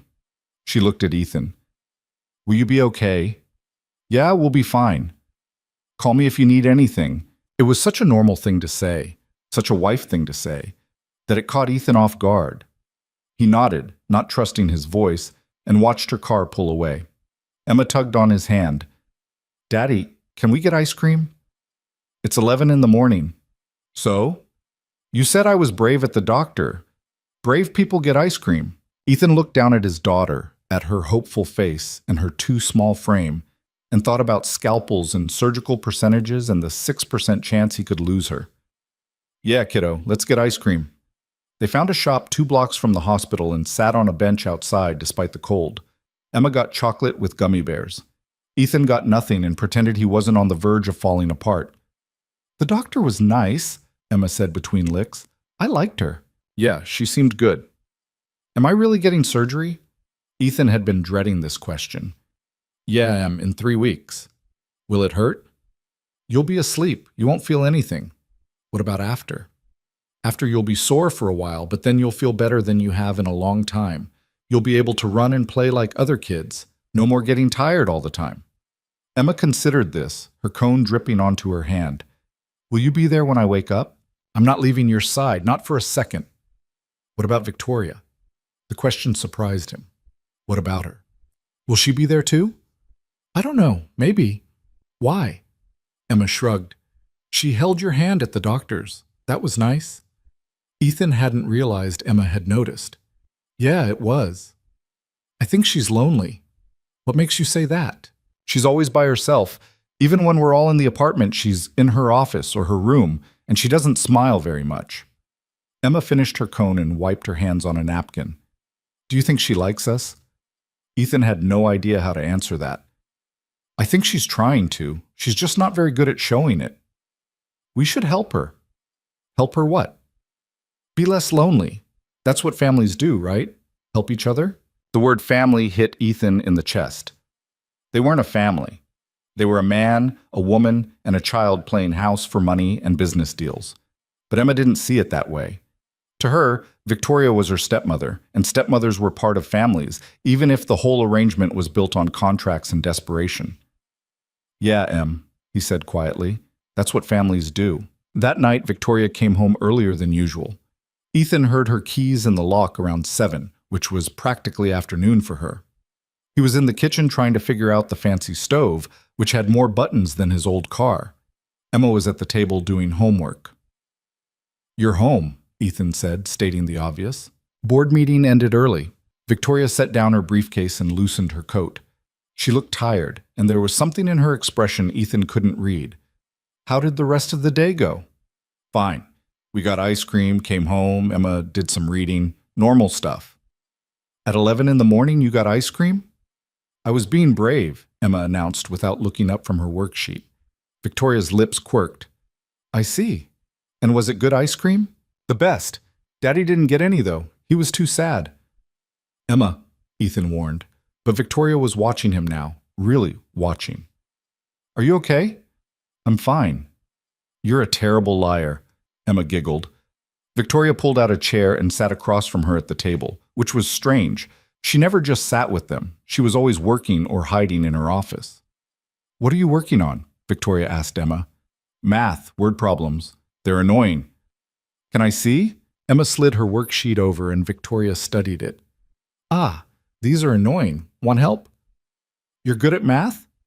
"I have an MBA. I'm very good at math." They bent over the worksheet together, Victoria explaining something about trains leaving stations and Emma nodding along. Ethan watched from the stove, feeling like he was witnessing something important but not understanding what it was. His phone buzzed. A text from an unknown number. "This is Marcus Webb, EVP at Hale Industries. Heard you married Victoria. Congratulations. We should meet." Ethan frowned at the message. He didn't know any Marcus Webb, and he definitely hadn't given out his number to Victoria's coworkers. He was about to delete it when another text came through. "Fair warning. Not everyone at the company is happy about this marriage. Watch your back." "Something wrong?" Victoria was looking at him. "Just spam." Ethan deleted both messages and pocketed his phone. He'd ask Victoria about it later when Emma wasn't around.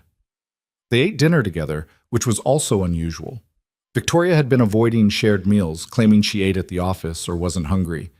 But tonight she sat with them, picking at pasta Ethan had made, asking Emma about school. It should have felt normal. Instead, it felt like everyone was trying too hard. After Emma went to bed, Ethan found Victoria in her office. She was staring at her computer screen without really seeing it. "Can we talk?" She blinked and seemed to come back to herself. "Of course, come in." Ethan closed the door and showed her his phone. "Who's Marcus Webb?" Victoria's expression went cold. "Where did you see that name?" "He texted me, said not everyone's happy about our marriage. Marcus is the executive vice president. He wanted the CEO position when my father died." Victoria took Ethan's phone and read the messages, her jaw tightening. "He's been undermining me since I took over as interim. This is exactly the kind of thing he'd pull." "How did he get my number?" "I don't know, but I'll find out." She handed back the phone. "Delete those messages. Don't respond. And if he contacts you again, tell me immediately." "What's his problem with us being married?" Victoria was quiet for a long moment. "Marcus believes I'm not qualified to be CEO. He thinks I'm too young, too inexperienced, too female. The marriage was supposed to shut down those arguments. If I'm settled and stable, the board has no reason to deny me the permanent position. But Marcus doesn't want you to have it. Marcus wants it for himself, and he's been very patient, waiting for me to fail." Victoria rubbed her temples. "The board vote is in 6 weeks. If they approve me as permanent CEO, I can move forward with the Northwest Tech acquisition. If they don't, Marcus gets the position and everything my father built gets absorbed into his vision." Which is what? Profit over innovation. Short-term gains over long-term growth. He'll gut the company's research division, lay off half the staff, and sell off the parts that don't immediately generate revenue. Victoria's voice was tight with controlled anger. "My father spent 30 years building Hale Industries into something that mattered. I'm not letting Marcus destroy it in 30 months. Ethan sat down across from her. "So this marriage really is about saving the company. I told you that from the beginning." "I know, but hearing about Marcus, about the board vote, it makes it more real." Ethan studied her face. "What happens if you lose? If they vote for Marcus instead? Then you still get your money. The contract is ironclad. But I lose everything. Your father's company. My company. I've been running it for 2 years. I've increased revenue by 40%, expanded into 3 new markets, and positioned us for the biggest acquisition in our history. But none of that matters if the board thinks I need a man to validate my competence. The bitterness in her voice was sharp enough to cut. That's incredibly unfair. That's business. Victoria closed her laptop. But you don't need to worry about it. Just show up to events, look like you're in love with me, and let me handle the rest. What if I want to help? She looked at him like he'd spoken a foreign language. Help how? I don't know. But you're fighting for something important. If there's anything I can do beyond standing around looking decorative, I'd like to try. Something shifted in Victoria's expression. Surprise, maybe, or suspicion. Why? Because Emma thinks you're lonely, and she thinks families are supposed to help each other. Ethan stood. I know this isn't a real marriage, but while we're doing this, we might as well do it right. He left before she could respond, but he felt her eyes on his back all the way to the door. The next week brought a new rhythm to the penthouse. Victoria started coming home for dinner more often, though she always retreated to her office afterward. Ethan and Emma established their own routines. Homework at the kitchen table, bedtime stories in the purple room, weekend mornings watching cartoons. Patricia turned out to be exactly what Emma needed. Patient, warm, never intrusive. She and Ethan developed an easy rapport, coordinating schedules and sharing updates about Emma's day. But the outside world was starting to intrude. Photos from their City Hall wedding had circulated online, and the media had questions. Who was Ethan Cole? Where did he come from? How did he meet Victoria Hale? Grace, Victoria's assistant, had prepared answers, but Ethan still felt like a fraud every time he repeated the story about meeting at a literacy fundraiser. The first public event was a charity gala on Saturday night. Ethan had been dreading it all week. Marco had delivered a tuxedo that fit like it was made for him, which it probably was. Patricia was staying late to watch Emma. Victoria had given him a briefing on who would be there and what to say, but it all blurred together in his mind. He was adjusting his bow tie for the 10th time when Victoria emerged from her room. She wore a floor-length navy gown that made her look like she'd stepped out of a movie. Her hair was swept up, showing the line of her neck and the small scar at her temple. She'd done something different with her makeup that made her eyes look bigger, less guarded. "You look beautiful," Ethan said before he could stop himself. Victoria paused, and for a second, she looked almost vulnerable. "Thank you. You clean up well yourself." "Marco's doing. Left to my own devices, I'd probably show up in jeans. That would certainly make an impression." She picked up a clutch from the hall table. "Ready?" "Not even a little bit." "Good. Honesty is refreshing." She moved toward the door, then stopped. "Ethan?" It was the first time she'd used his first name. It sounded strange in her voice, intimate in a way that made him uncomfortable. "Yeah? Just follow my lead tonight. If you get overwhelmed, squeeze my hand twice and I'll find us an exit. And if Marcus Webb tries to talk to you, be polite but brief. Don't give him anything he can use." "Use for what?" "Against us. Against me." Victoria's expression was hard to read. "He's looking for cracks. Don't give him any." The gala was held at the Grand View Hotel, a sprawling venue with crystal chandeliers and marble floors. Ethan felt out of place the moment they walked in. Everyone here moved with the same easy confidence Victoria had, the kind that came from never having to worry about rent or medical bills or where the next meal was coming from. Victoria's hand was on his arm, her touch light but possessive. They made their entrance, and heads turned. Conversations paused. Ethan could feel the weight of dozens of eyes assessing them, judging, speculating. "Smile," Victoria murmured.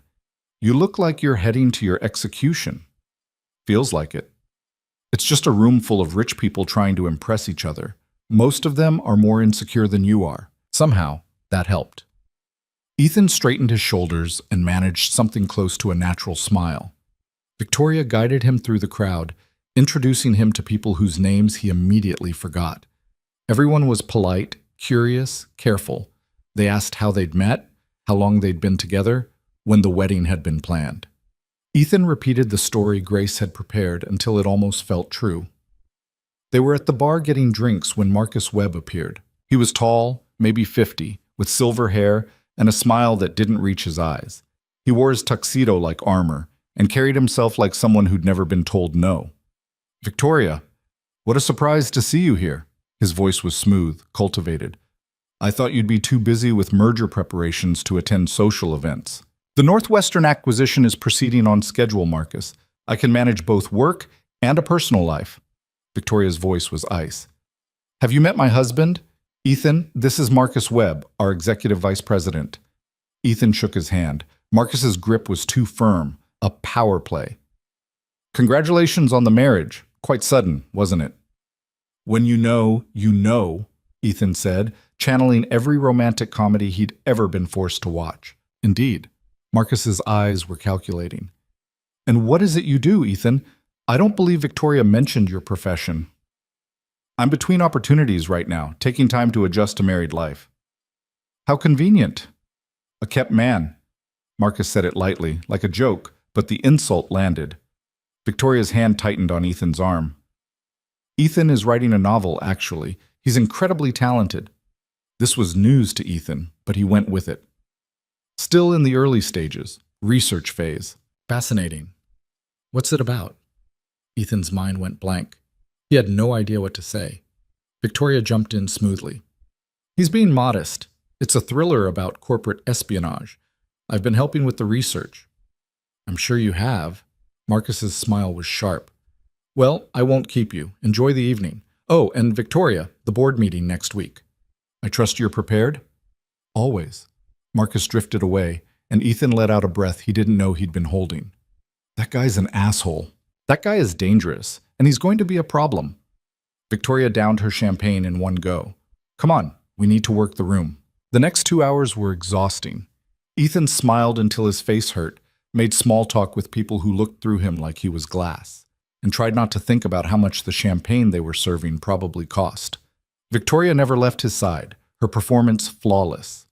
To anyone watching, they were the perfect couple, attentive, affectionate, completely in sync.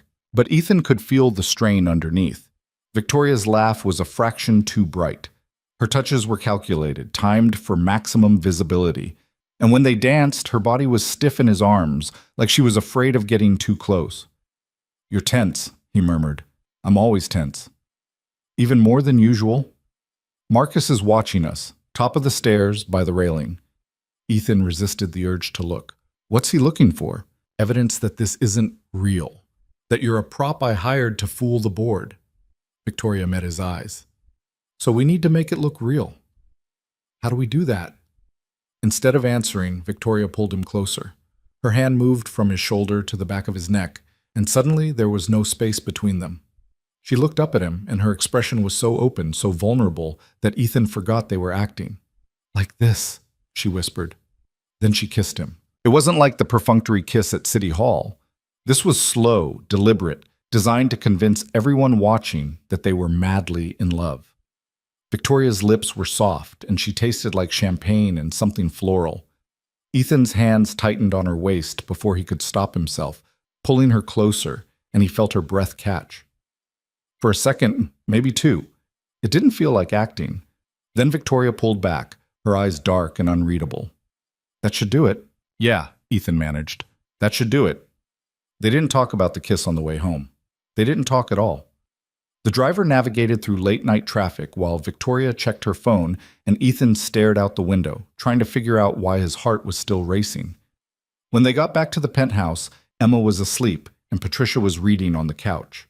She gathered her things with a knowing smile and left them alone. Victoria kicked off her heels and immediately looked smaller, more human. That went well? Grace sent photos. They're already circulating online. Good. Mission accomplished.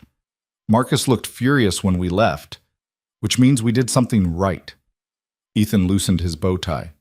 Does it ever bother you? The performance? The constant pretending? You don't pretend in business. You strategize. But Victoria's voice lacked conviction. That's not what I asked. She was quiet for a long moment. Then, sometimes, late at night, when I can't sleep and the apartment's too quiet, I think about what it would be like if any of this were real. What do you mean? If I'd met you naturally, if we'd fallen in love like normal people, if this marriage were something more than a business arrangement. Victoria laughed, but it sounded sad. But that's not how my life works. Everything's a transaction. Everyone wants something. What do you want? The question seemed to catch her off guard. I want my company. I want my father's legacy protected. I want to prove to everyone who doubted me that I'm more than just his daughter playing CEO. That's what you want professionally. What about personally? Victoria looked at him, and for the first time since he'd met her, she looked lost. I don't know. I stopped thinking about personal wants a long time ago. They're inconvenient. They make you vulnerable. They also make you human. Being human is overrated in my line of work. Ethan moved closer, not touching her, but close enough that he could see the exhaustion in her eyes. Why did you really choose me, Victoria? The truth this time. I told you. No, you told me the practical reasons, the excuses. But there are hundreds of men in this city you could have picked. Why me specifically? Victoria's jaw tightened. Because you were kind to that waitress. When you defended her at the restaurant, you lost your job, but you did it anyway. You chose integrity over survival. She turned away. And I needed someone with integrity, someone who wouldn't sell me out the first time Marcus offered them money or threatened them. I needed someone decent. That's it? I passed some kind of morality test? Isn't that enough? It should have been. It was a logical answer, a Victoria answer, but Ethan couldn't shake the feeling she was still hiding something. When you said I wasn't random, what did you mean? Victoria's shoulders tensed. It's late. We should get some sleep. Victoria, what? Please. Her voice cracked slightly. Not tonight. I'm too tired to have this conversation. Ethan wanted to push, but the exhaustion in her voice stopped him. Okay. Another time.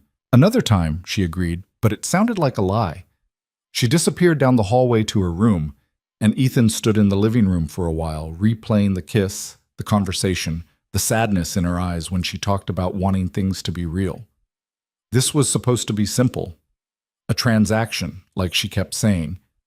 But nothing about Victoria Hale was simple, and Ethan was starting to realize he'd signed up for something far more complicated than he'd understood. The following Tuesday, Ethan took Emma for her pre-surgery blood work.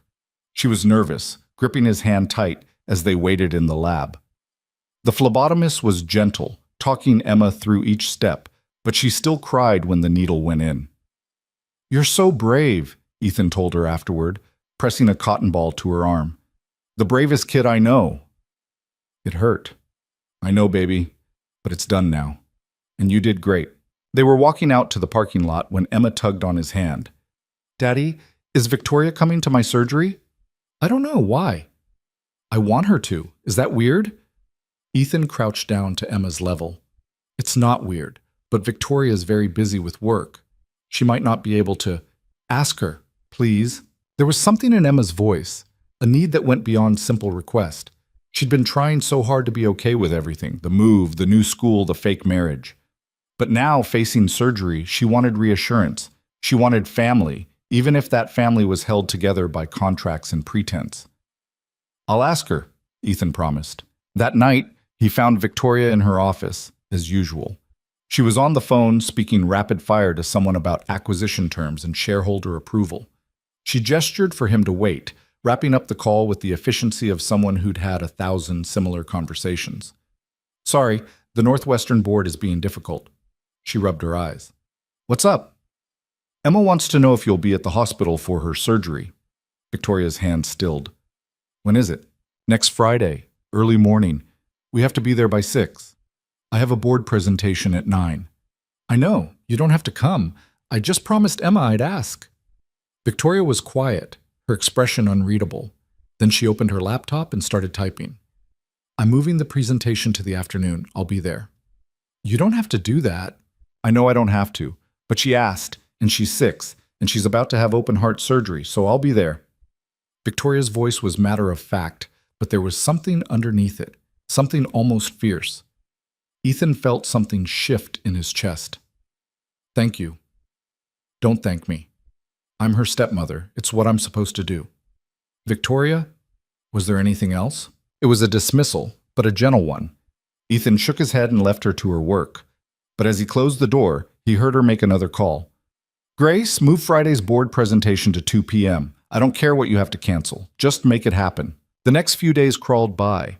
Emma started at Westridge Academy and came home with stories about new friends and a teacher who let them have class outside when the weather was nice.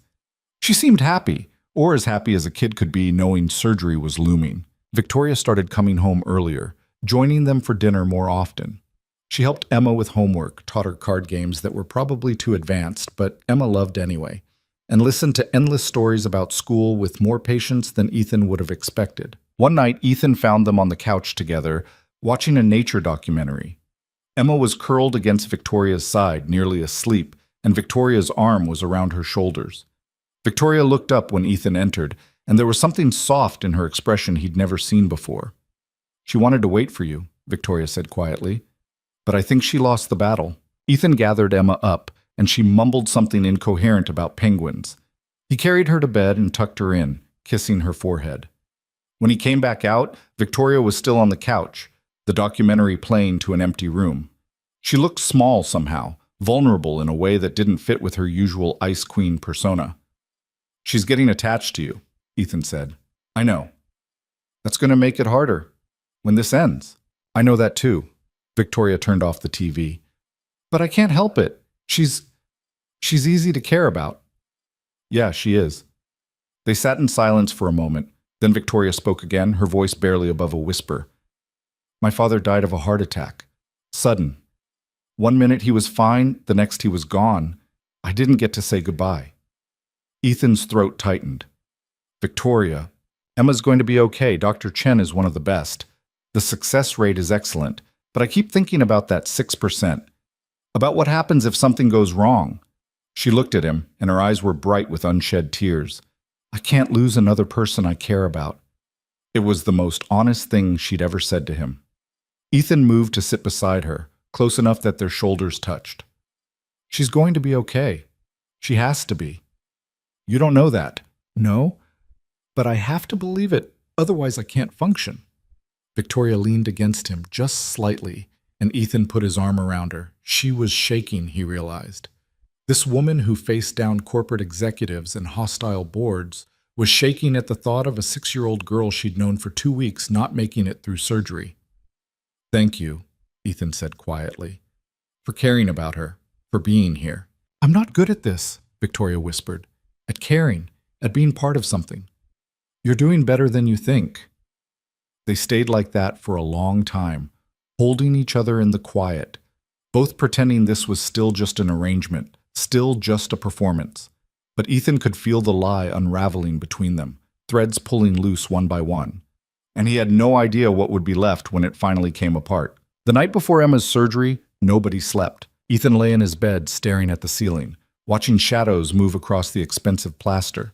Every time he closed his eyes, he saw operating rooms and machines and doctors and masks. He saw the 6%.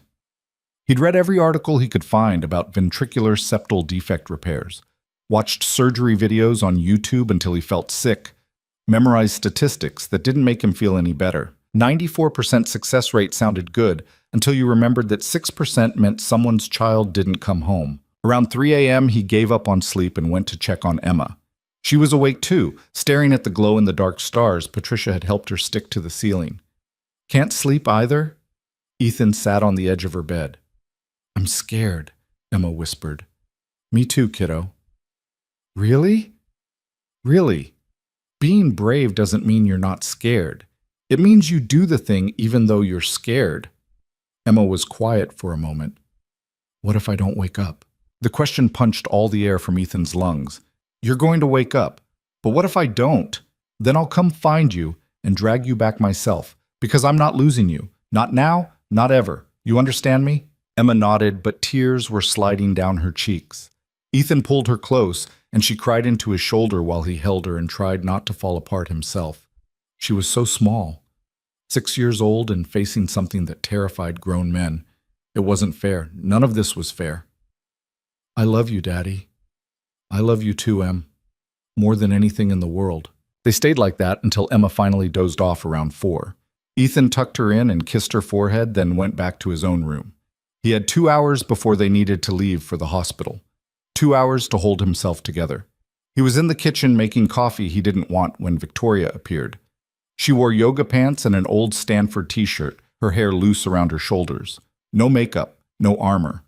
She looked younger like this, almost fragile. "Couldn't sleep?" she asked. You either? No.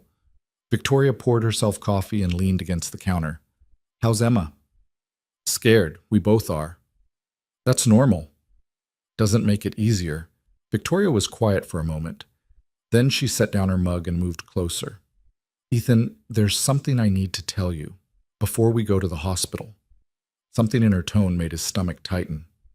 What? It's about why I chose you. The real reason. She wasn't looking at him now, her gaze fixed on her coffee. You asked me before and I gave you half-truths, but you deserve to know the whole story. Okay? Victoria took a breath. 20 years ago, I was 8 years old. My father had just started Hale Industries, and we lived in a small apartment in a bad neighborhood. He worked constantly, trying to get the company off the ground. I was alone a lot. Ethan waited. He could feel something massive coming, something that would change everything. There was a group of older kids who used to corner me on my way home from school. They'd take my lunch money, my backpack, whatever I had. I learned to run fast, but they always caught me eventually. Victoria's voice was steady, but her hands were shaking. One day they cornered me in an alley. There were 4 of them, and they were bigger than usual, meaner.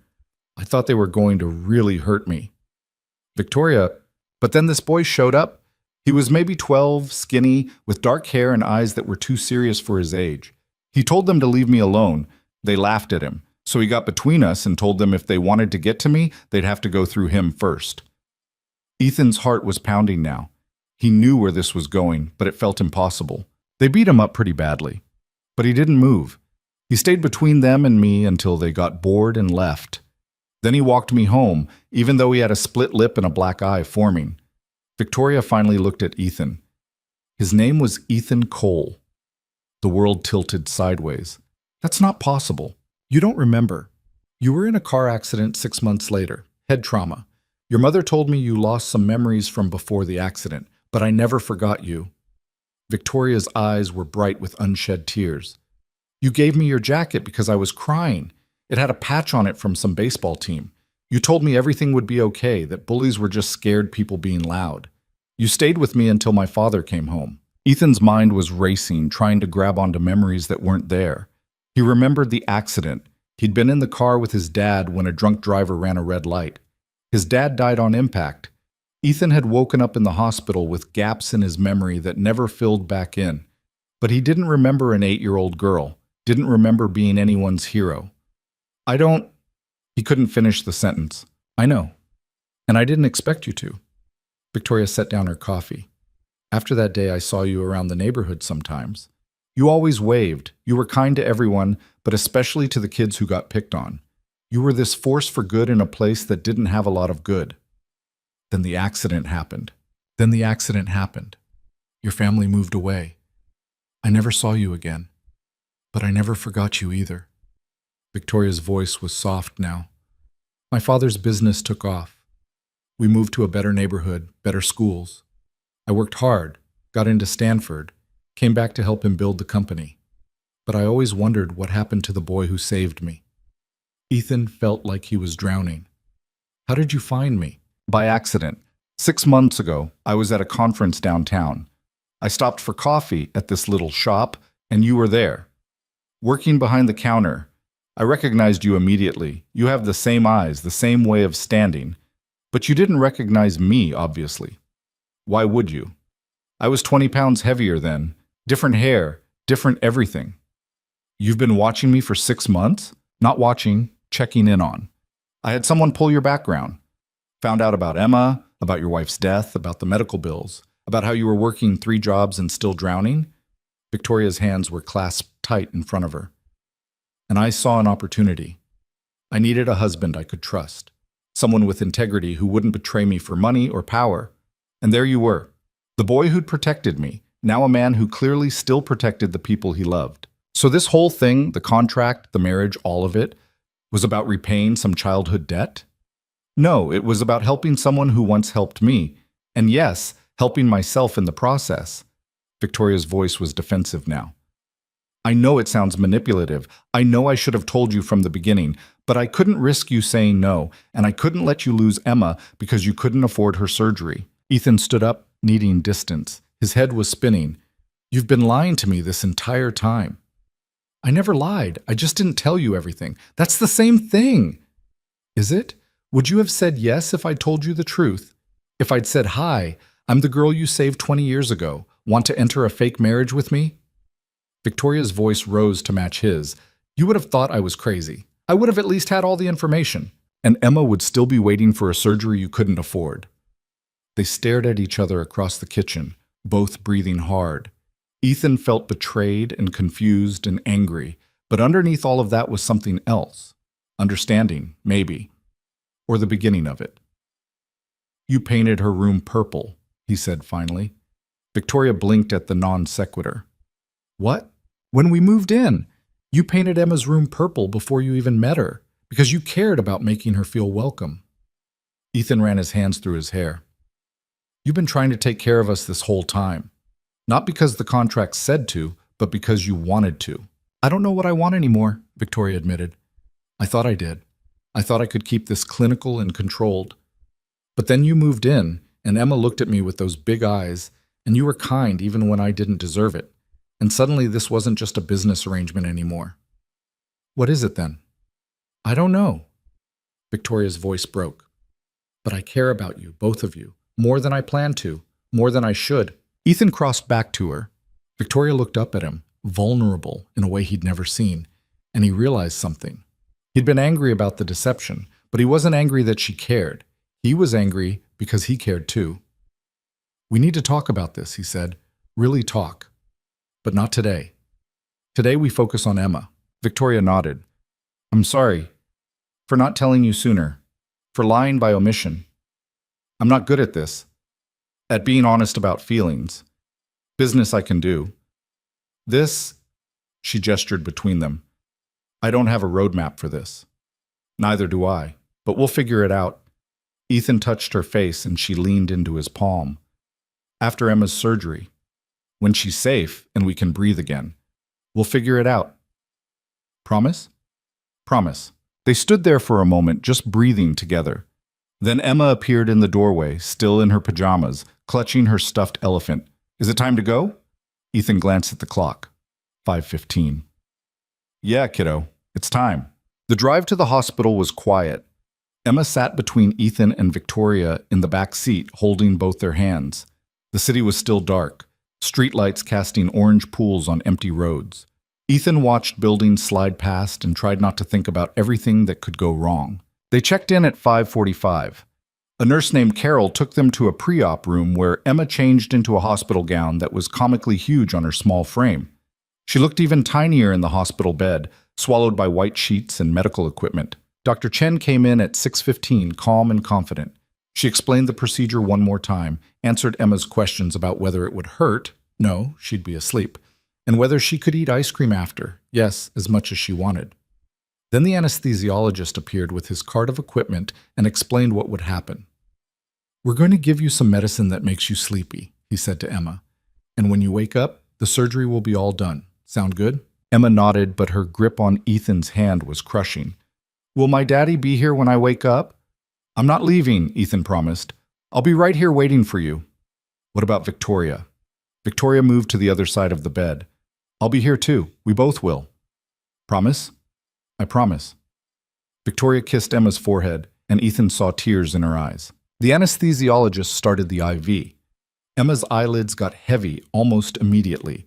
She fought it for a moment, trying to stay awake, but the medicine was stronger. Daddy? Her voice was slurred. I'm here, baby. Love you. Love you too. So much. Emma's eyes closed. Her breathing evened out. The nurse checked her vitals and nodded to Dr. Chen. Okay, we're ready to take her back.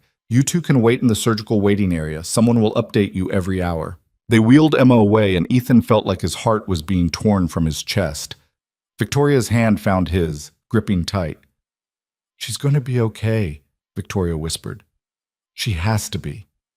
The waiting area was designed for maximum discomfort. Hard chairs, fluorescent lights, and that specific hospital smell that was equal parts antiseptic and anxiety. Ethan and Victoria claimed a corner and settled in for the longest wait of their lives. The first hour crawled by. Ethan tried to read a magazine and couldn't focus on a single word. Victoria checked her phone compulsively, Answering emails like staying busy would make time move faster. Neither of them ate the breakfast they'd bought from the cafeteria. A nurse came out at 7:30. Mr. and Mrs. Cole? Emma's doing well. They've started the procedure. Dr. Chen will update you in about an hour. The second hour was worse. Ethan paced. Victoria sat perfectly still, her face a mask, but her leg bounced with nervous energy. Other families came and went, their own dramas playing out.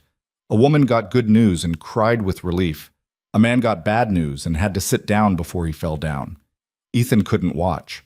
He went to the bathroom and splashed water on his face and tried to remember how to breathe. When he came back, Victoria was on her phone, but her expression was different, tense, angry. What's wrong? She showed him her screen. It was an email from Marcus Webb to the entire board of directors. The subject line read, "Concerns regarding CEO candidacy." Ethan scanned the email. It was professionally worded, carefully constructed, but the message was clear. Marcus was questioning Victoria's judgment, questioning her marriage, suggesting that her recent personal decisions showed instability rather than the maturity the board required. "He's making his move," Victoria said quietly. "He knows I'm distracted today. He's using it. Can he actually do this? He's planting seeds of doubt. By the time the board votes, he'll have them believing I'm not fit to lead." Victoria's voice was tight. "He's good at this. He's been doing it for months, just subtle enough that I couldn't prove it was sabotage." "What are you going to do?" "I don't know. I should respond. I should call an emergency meeting. I should—" She stopped, looking at the surgical doors where Emma had disappeared hours ago. "But I can't. Not today. Today, Emma is all that matters." Ethan took her phone and set it aside. "Then don't. Let Marcus play his games. You can deal with it tomorrow." "If I wait, he wins. If you leave now, you break your promise to Emma. Is that worth it?" Victoria's jaw worked. She looked torn, caught between the company she'd been fighting for and the little girl she'd promised to stay for. Finally, she shook her head. "No, it's not worth it." "Then we wait. Together." The third hour brought Dr. Chen. She looked tired, but satisfied. "The repair went perfectly. We closed the defect, and Emma's heart is already showing improved function. She's in recovery now. You can see her in about 30 minutes. The relief was so intense Ethan had to sit down. Victoria was crying openly now, not trying to hide it. Dr. Chen smiled and patted her shoulder before heading back to the surgical wing. "She's okay," Victoria whispered. "She's really okay." "Yeah." Ethan's voice broke. "She is." They sat there for a moment, just breathing, letting the fear drain away. Then Victoria's phone rang. She glanced at it and frowned. "It's Grace. She never calls unless it's urgent." "Answer it." Victoria stepped away and Ethan watched her face change as she listened. Confusion, then shock, then something that looked like devastation. She ended the call and stood there for a moment, swaying slightly. "What happened?" "Marcus went to the press. There's a story breaking right now about our marriage, about how we barely know each other, how I hired you, how the whole thing is a sham." Victoria's voice was hollow. "He leaked the contract. Someone at the hotel or the lawyer's office, I don't know, but it's out there. Everything." Ethan's stomach dropped. "How bad?" "Bad. The board is calling for an emergency meeting. They want an explanation. They want to know if any of this is real or if I've been lying to them from the beginning." "Have you?" Victoria looked at him. "I don't know anymore. It started as a lie, but it doesn't feel like one now." Before Ethan could respond, a nurse appeared. "Mr. and Mrs. Cole, Emma's awake. You can see her now." They followed the nurse through sterile hallways to a recovery room. Emma was there, small and pale in the hospital bed, tubes and wires connecting her to machines that beeped steadily. But her eyes were open, and when she saw them, she smiled. "Daddy, Victoria, you stayed." "Of course we stayed," Ethan said, taking her hand. "I promised, didn't I?" "It doesn't hurt. The doctor said it would hurt, but it doesn't. That's the medicine. It'll hurt later, but we'll manage it." Victoria brushed hair from Emma's forehead. "How do you feel?" "Sleepy, weird, but okay, I think." Emma's eyes were already drooping again. "Are you guys fighting? You look sad." "We're not fighting," Ethan lied. "We're just tired." "Okay, that's good. I don't like when people fight." Emma yawned. "Can I have ice cream tomorrow?" You can have all the ice cream you want. Strawberry with sprinkles? Strawberry with sprinkles. Emma drifted back to sleep, and Ethan and Victoria stood on either side of her bed, watching her breathe. The monitors showed her heartbeat strong and steady. The surgery had worked. She was going to be okay. But outside this room, everything was falling apart. Victoria's phone wouldn't stop buzzing. Message after message, call after call. The story was spreading fast. Ethan could imagine the headlines: billionaire CEO's fake marriage exposed. Victoria Hale's elaborate deception. Contract husband revealed. I need to go, Victoria said finally. The board meeting is in 2 hours. If I don't show up, they'll vote Marcus in tonight. Emma just woke up. I know, but she's stable. She'll sleep for hours. And you're here. Victoria looked at him, and Ethan saw the same torn expression from earlier. I'm sorry. I don't want to leave, but if I don't fight this now, I lose everything my father built. What about Emma? What about us? I don't know.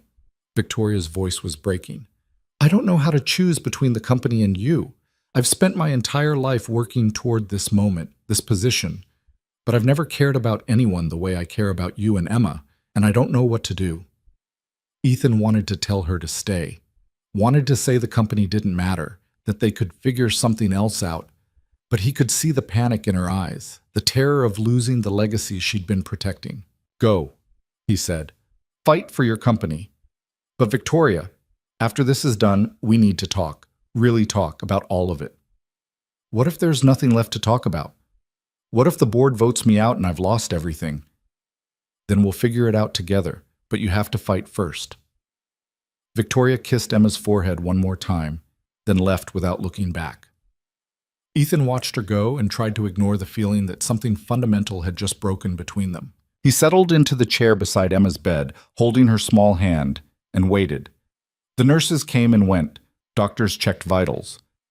Emma slept through most of it, occasionally stirring to ask for water or to make sure Ethan was still there. Around 3 p.m., his phone rang. Unknown number. He almost didn't answer, but something made him pick up. Mr. Cole? This is Jennifer Park from the Tribune. I was hoping to get a comment on the story about your marriage to Victoria Hale. Ethan's jaw tightened. No comment. Is it true the marriage was contractual, that Ms. Hale paid you to be her husband?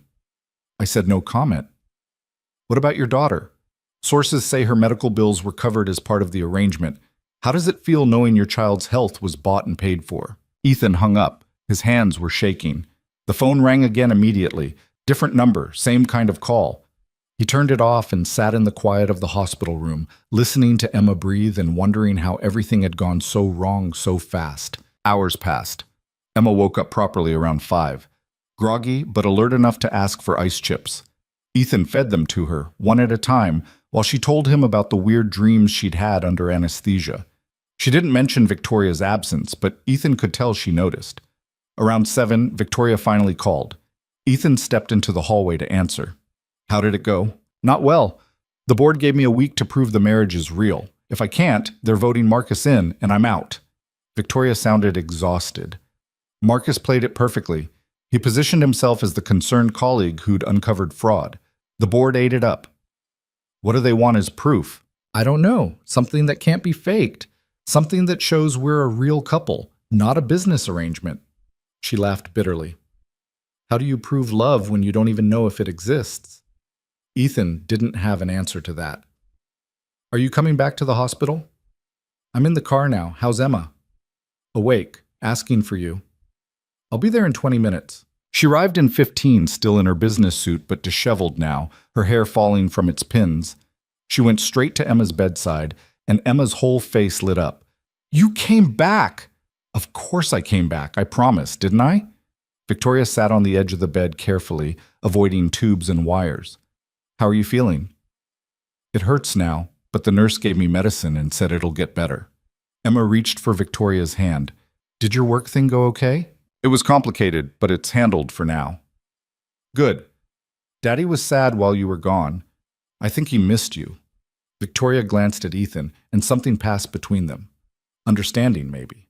Or the acknowledgement that whatever this had started as, it had become something neither of them had planned for. They stayed at the hospital through the night. Emma slept fitfully, waking every few hours in discomfort or confusion. Ethan and Victoria took turns sitting with her, comforting her, reminding her she was safe. Around 3 a.m., Emma had a nightmare and woke up crying. Both of them moved to her bed at the same time, sandwiching her between them, and she calmed down almost immediately. "You're both here," she mumbled sleepily. "We're both here," Victoria confirmed.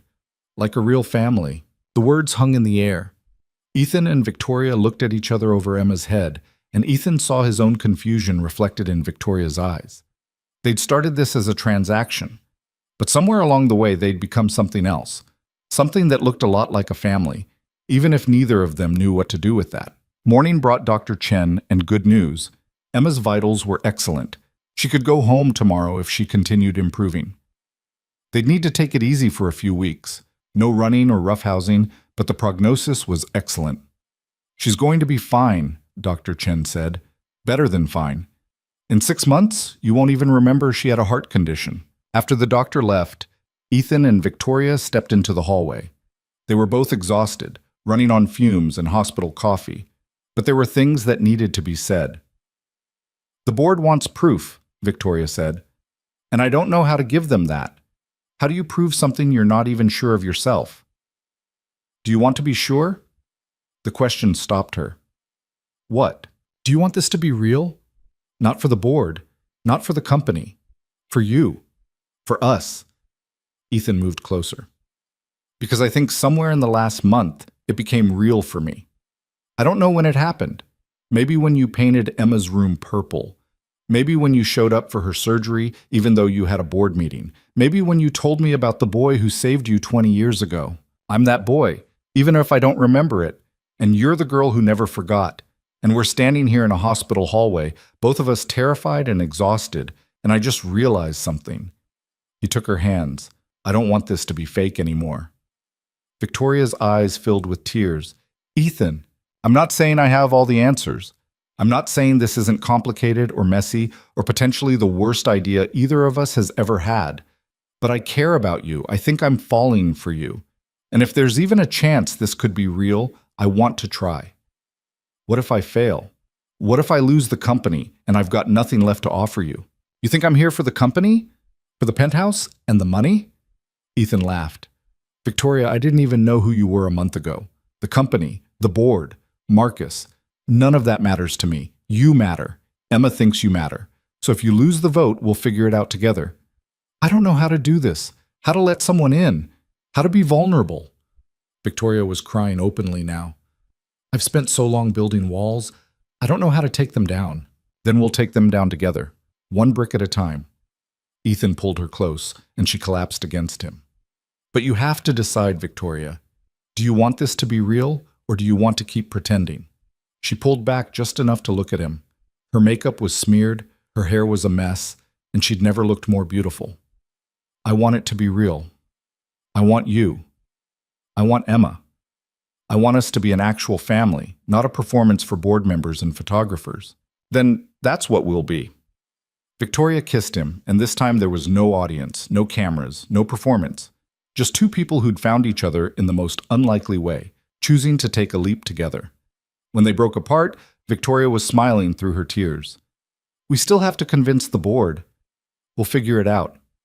Marcus is going to come after us harder now." "Let him."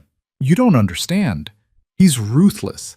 He'll dig into your past, Emma's medical history, anything he can use to discredit us." "Then we'll be ready for him." Ethan wiped tears from her cheeks. "But first, let's focus on getting Emma home. Everything else can wait." They went back into the room together. Emma was awake watching cartoons on the hospital TV. She looked at them and grinned. "You guys look happy. Does that mean you're done being weird?" "We were never weird," Ethan protested. "You totally were, but it's okay. I like you better when you're happy." Victoria sat on the bed beside her. "Emma, can I ask you something?" "Sure." "How would you feel if this wasn't temporary? If your dad and I actually tried to make this work, for real?" Emma's eyes went wide. "Like, you'd stay married? Forever?" "Maybe. If that's something you'd be okay with." Emma looked between them, her expression serious.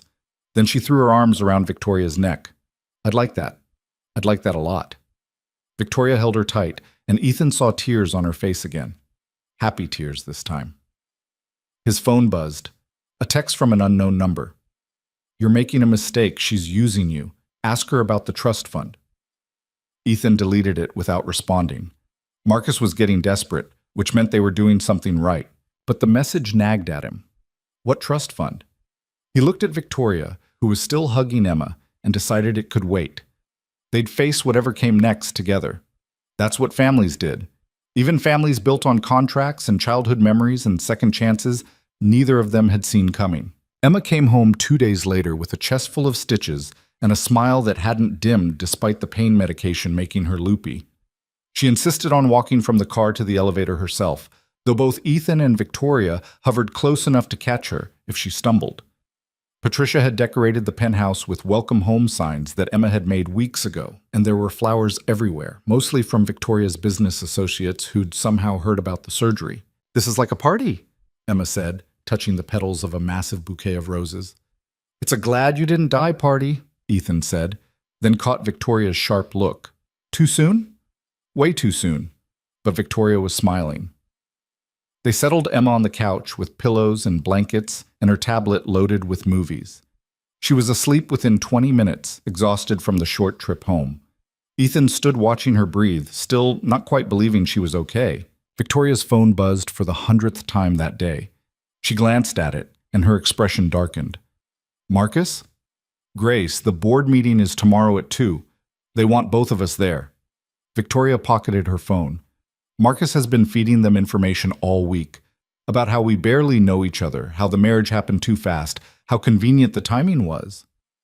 What does he want them to think? That I'm unstable, that I'll do anything to keep control of the company, including fabricating a marriage, that I can't be trusted with a multi-billion-dollar merger if I'm willing to lie about something this fundamental. Victoria moved to the window, her arms crossed. And the worst part is, he's not entirely wrong. I did fabricate this. I did lie. The fact that it became real doesn't erase how it started. Ethan joined her at the window. So we tell them the truth. Which truth? That I married you because you once saved me from bullies 20 years ago? That I've been half in love with a memory since I was 8 years old? That I orchestrated this entire arrangement because I'm terrible at actually connecting with people? Victoria's laugh was bitter. That'll really convince them I'm stable. Or we tell them that two broken people found each other and decided to build something real out of something fake. That we're not perfect, but we're trying. Ethan turned her to face him. The board isn't stupid, Victoria. They know Marcus is playing games. They're just waiting to see which version of you shows up tomorrow. The ice queen who treats everything like a transaction, or the woman who painted a kid's room purple and sat in a hospital all night because she promised she would. What if they choose Marcus anyway? Then we walk away with our heads up. You'll still have me. You'll still have Emma. We'll figure out the rest. Victoria looked at him like he was speaking another language. You keep saying that, like it's easy. Like losing everything I've worked for my entire life is something I can just walk away from. I'm not saying it's easy. I'm saying it's survivable. And you won't be alone. Ethan pulled her close. I lost everything once. My wife, my stability, almost my daughter. I know what it feels like to have the floor drop out from under you. And I'm telling you, you survive it, especially when you have people who care about you. Victoria was quiet for a long moment, her head against his chest. Then, there's something else you should know. Before tomorrow. The way she said it made Ethan's stomach tighten. What? The trust fund Marcus mentioned in that text. It's real. Victoria pulled back. When I set up the marriage contract, I also established a trust fund for Emma. $5 million, accessible when she turns 18. I did it the day we signed the papers. Ethan stared at her. $5 million. For her education, her future, whatever she needs. The contract specified your compensation, but I wanted to make sure Emma was taken care of too, regardless of what happened between us. You never told me. I know, I should have, but I was afraid you'd think I was trying to buy you, buy your loyalty or your affection or whatever. Victoria's voice was small. I just wanted her to be okay, even if everything else fell apart. Ethan didn't know what to feel. Grateful, angry, confused, all of it swirled together. That's a lot of money, Victoria. It's nothing compared to what she deserves. She's a good kid who got dealt a bad hand. I can't fix her heart condition, but I can make sure she never has to worry about money the way you did. Victoria met his eyes. Are you angry? I don't know. Maybe I should be, but mostly I'm just... Ethan ran his hands through his hair. You keep surprising me. Every time I think I've got you figured out, you do something that completely rewrites everything I thought I knew. Is that good or bad? I haven't decided yet. But Ethan pulled her back into his arms. We'll add it to the list of things to figure out. That night, after Emma was asleep and the penthouse was quiet, Ethan found himself unable to settle. His mind kept circling back to the board meeting, to Marcus's schemes, to the very real possibility that by this time tomorrow, everything would be different. He was staring at his phone, rereading Marcus's texts, when something clicked. The messages had been too specific, too detailed. Marcus knew things about their arrangement that only a handful of people should have known. The exact terms of the contract, the timeline, even details about Emma's medical bills, which meant someone close to Victoria had been feeding him information. Ethan found Victoria in her office, working despite the late hour. She looked up when he entered. Can't sleep either? Victoria, who knew about the contract? The actual details, not just that we got married. She thought for a moment. My lawyer drew it up. Grace has access to all my files, the hotel staff where we signed it. Why? Because Marcus knows too much. He's not guessing. He has actual information, which means someone's been talking to him. Victoria's expression went cold. You think someone on my team is working for Marcus? I think it's the only explanation that makes sense. She was already pulling up files on her computer, scanning through emails and access logs. Grace has been with me for 3 years. My lawyer even longer. I trust them. Maybe you shouldn't. Victoria's fingers flew across the keyboard. Then she stopped, her face going pale. Oh no. What? Grace's brother works for Marcus. I knew that, but I didn't think... She swore it wouldn't be a conflict of interest. She signed an NDA. Victoria scrolled through what looked like email metadata. But she's been accessing the contract files multiple times over the past 2 weeks, including the day before the story broke. She sold you out. She sold me out. Victoria's voice was hollow. For what? Money? A promotion? Marcus probably promised her a job when he took over. Ethan moved behind her desk. Can you prove it? The access logs prove she looked at the files, but not that she sent them to Marcus. That would require... Victoria trailed off, then started typing again. Grace uses the company email server, which means IT has backups of everything. She made a call despite the late hour. Someone in IT answered, clearly used to Victoria's odd hours requests. She explained what she needed, and there was typing on the other end. Then a long pause. You're sure? Victoria's voice was tight. Okay, send me everything. Yes, now. I don't care what time it is. She hung up and looked at Ethan. Grace has been forwarding confidential files to Marcus's personal email for 3 weeks, including the contract, my financial records, and strategy documents for the Northwest Tech acquisition. That's corporate espionage. That's leverage. Victoria's expression was hard now, all business. Marcus has been using Grace to sabotage me from the inside, but now we have proof, which means tomorrow's board meeting just got very interesting. They stayed up until 3 a.m. building their case. Victoria compiled evidence while Ethan helped organize it into something coherent. By the time they finished, they had a presentation that laid out exactly what Marcus had done. The leaked information, the media manipulation, the calculated campaign to undermine Victoria's credibility. This could work, Victoria said, reviewing the final slides. If the board sees what Marcus has been doing, they'll have to question his methods, maybe even his fitness to lead. Or they'll think you're desperate and making accusations you can't prove. The evidence proves itself. Grace's emails are right there in black and white. Evidence can be spun. Marcus is good at this, Victoria. He's been playing this game longer than you have. Ethan closed the laptop. We show them the evidence, but we also show them you. The real you, not the Ice Queen version you think they want to see. The board doesn't care about the real me. They care about quarterly earnings and shareholder value. Then make them care. Tell them about your father's vision, about why this company matters, about what you're actually fighting for. Ethan took her hands. You've been so focused on being what you think they want that you forgot to be yourself. And yourself is pretty damn impressive. Victoria's eyes filled with tears. What if it's not enough? Then at least you'll know you tried. That you showed up as yourself and gave it everything you had. Ethan pulled her to her feet.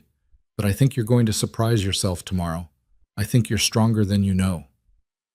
They went to bed but barely slept. Ethan kept waking up to find Victoria gone, pacing in the living room or checking on Emma or staring out the windows at the city. Each time, he got up and brought her back to bed, holding her until her breathing evened out. Morning came too fast. Emma woke up complaining that her chest hurt, and they had to adjust her pain medication. Patricia arrived early to stay with her during the board meeting. Emma hugged both of them before they left. "Good luck," she said to Victoria. "You're going to be great." "How do you know?" "Because you're the smartest person I know, and because Daddy believes in you, and he's never wrong about people." Victoria kissed her forehead. "I'll try to live up to that." The drive to Hale Industries headquarters was tense. Victoria was in full armor, dark suit, hair pulled back severely, makeup perfect. But Ethan could see her hands shaking as she reviewed her notes. "Hey," he said, "look at me." She did. "Whatever happens in there, we're okay. You and me and Emma. That doesn't change based on what the board decides." "I know, but I really don't want to lose." "Then don't. Go in there and fight for what's yours." The boardroom was exactly what Ethan expected. Long table, leather chairs, floor-to-ceiling windows overlooking the city. 12 board members were already seated, along with Marcus at the far end looking smug and confident. Grace was conspicuously absent. The board chair, a woman named Margaret Chen, who'd known Victoria's father, called the meeting to order. "We're here to address concerns about Victoria Hale's fitness to serve as permanent CEO of Hale Industries. Marcus, you called this meeting. Please present your case." Marcus stood and Ethan had to admire his performance. He was smooth, professional, concerned rather than accusatory. He laid out his evidence: the marriage contract, the timeline, the questions about Ethan's background. He painted a picture of a young executive so desperate to prove herself that she'd fabricated a marriage to appear stable. "I'm not questioning Victoria's intelligence or business acumen," Marcus said. "I'm questioning her judgment. The Northwest Tech acquisition is the largest in our company's history. We need leadership that's stable, proven, and above all, honest. Can we trust someone who's willing to lie about something as fundamental as marriage?" Several board members nodded. Ethan felt Victoria tense beside him. Margaret looked at Victoria. "Do you have a response?" Victoria stood. Ethan had seen her do this before, watched her slip into her CEO persona, all ice and calculation. But this time was different. This time she let the mask crack. "Marcus is right about one thing. The marriage started as a business arrangement. I needed a husband to satisfy the board's outdated requirements, and Ethan needed money for his daughter's medical care. We signed a contract. It was transactional." She paused. "But Marcus is wrong about everything else." She pulled up her presentation on the screen.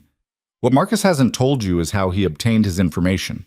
My assistant Grace, whose brother works for Marcus, has been stealing confidential files and forwarding them to him for weeks, including strategic documents about the Northwest acquisition.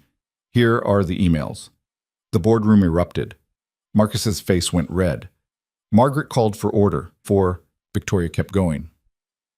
"Marcus has been conducting a systematic campaign to undermine my credibility. He leaked the contract to the press. He planted stories questioning my stability. He even contacted my husband directly with threatening messages. All of this is documented." She switched slides, showing Marcus's text to Ethan, the email trails, the timeline of leaked information. "This isn't about my fitness to lead. This is about Marcus trying to stage a coup. He wants this company, and he's willing to destroy my reputation to get it." "These allegations are ridiculous," Marcus sputtered. "Victoria is desperate, making wild accusations." "The emails are from the company server," Victoria cut him off. "IT can verify every single one. Grace has already been terminated and is cooperating with our legal team. So unless you're calling our entire IT department liars, the evidence speaks for itself." Margaret was reading through the documents on her tablet, her expression growing darker. Other board members were doing the same. Ethan watched Marcus realize his play had failed, watched him scramble for a new angle. "Even if that's true," Marcus said, It doesn't change the fact that Victoria lied to this board, that she fabricated a marriage. I didn't fabricate anything, Victoria interrupted. Yes, the marriage started as an arrangement, but it became real. Ethan and I. She stopped, looking at Ethan. We fell in love. Not in the romantic comedy way where everything is perfect and easy. In the messy, complicated, real way that happens when two people actually show up for each other. She turned back to the board. My father built this company on the principle that people matter more than profit. That innovation requires taking risks. That the right thing isn't always the easy thing. I've tried so hard to live up to his legacy that I forgot the most important part. Being human. Being honest. Being willing to admit when you're scared or uncertain or in over your head. Yes, fit. Victoria's voice was stronger now. I'm all of those things. I'm scared of failing him. I'm uncertain if I'm good enough. I'm in over my head trying to balance running this company with being a wife and stepmother. But I'm not lying anymore. Not to you, not to myself, not to anyone. She pulled up another slide. Financial projections, acquisition strategies, growth models. The Northwest Tech merger will position Hale Industries as the dominant tech conglomerate on the West Coast. I've spent 2 years preparing for this. I know every aspect of their business, every potential pitfall, every opportunity for growth. I can do this job. I can lead this company into its next phase, but only if you're willing to trust someone who's honest about her imperfections instead of someone who'll say whatever you want to hear. Victoria sat down. The boardroom was silent. Margaret looked at Marcus. Do you have anything to add? Marcus's jaw worked. This is a witch hunt. You're taking the word of a woman who's already admitted to lying. We're taking the evidence in front of us, Margaret interrupted, which includes documentation of corporate espionage and a pattern of manipulation on your part. I think we need to discuss this in executive session. Victoria, Ethan, Marcus, please step outside. They filed out into the hallway. Marcus stormed off without a word. Ethan and Victoria sat on a bench, not touching, both staring at the closed boardroom door. That was either the bravest thing I've ever seen or the biggest mistake of your career, Ethan said finally. Probably both. Victoria leaned her head back against the wall. I meant what I said in there, about us being real. I know. Even if they vote for Marcus, even if I lose everything, you won't lose everything. You'll still have me. Ethan took her hand. And Emma, who thinks you hung the moon. And Patricia, who baked you those cookies last week even though you pretended you didn't eat them all in one sitting. Victoria smiled despite herself. I shared them with Emma. You ate most of them. Fine. I ate most of them. They were really good cookies. They sat there making small talk, both avoiding the subject of what was happening behind the closed door. 20 minutes passed. Then 40. Then an hour. Finally, the door opened. Margaret gestured them back inside. The board members' expressions were unreadable. Ethan's heart was pounding as he and Victoria took their seats. Marcus was nowhere to be seen. Margaret folded her hands on the table. We've made our decision. Marcus Webb has been removed from his position and is no longer with the company, effective immediately. His actions constitute gross misconduct and a violation of his fiduciary duties.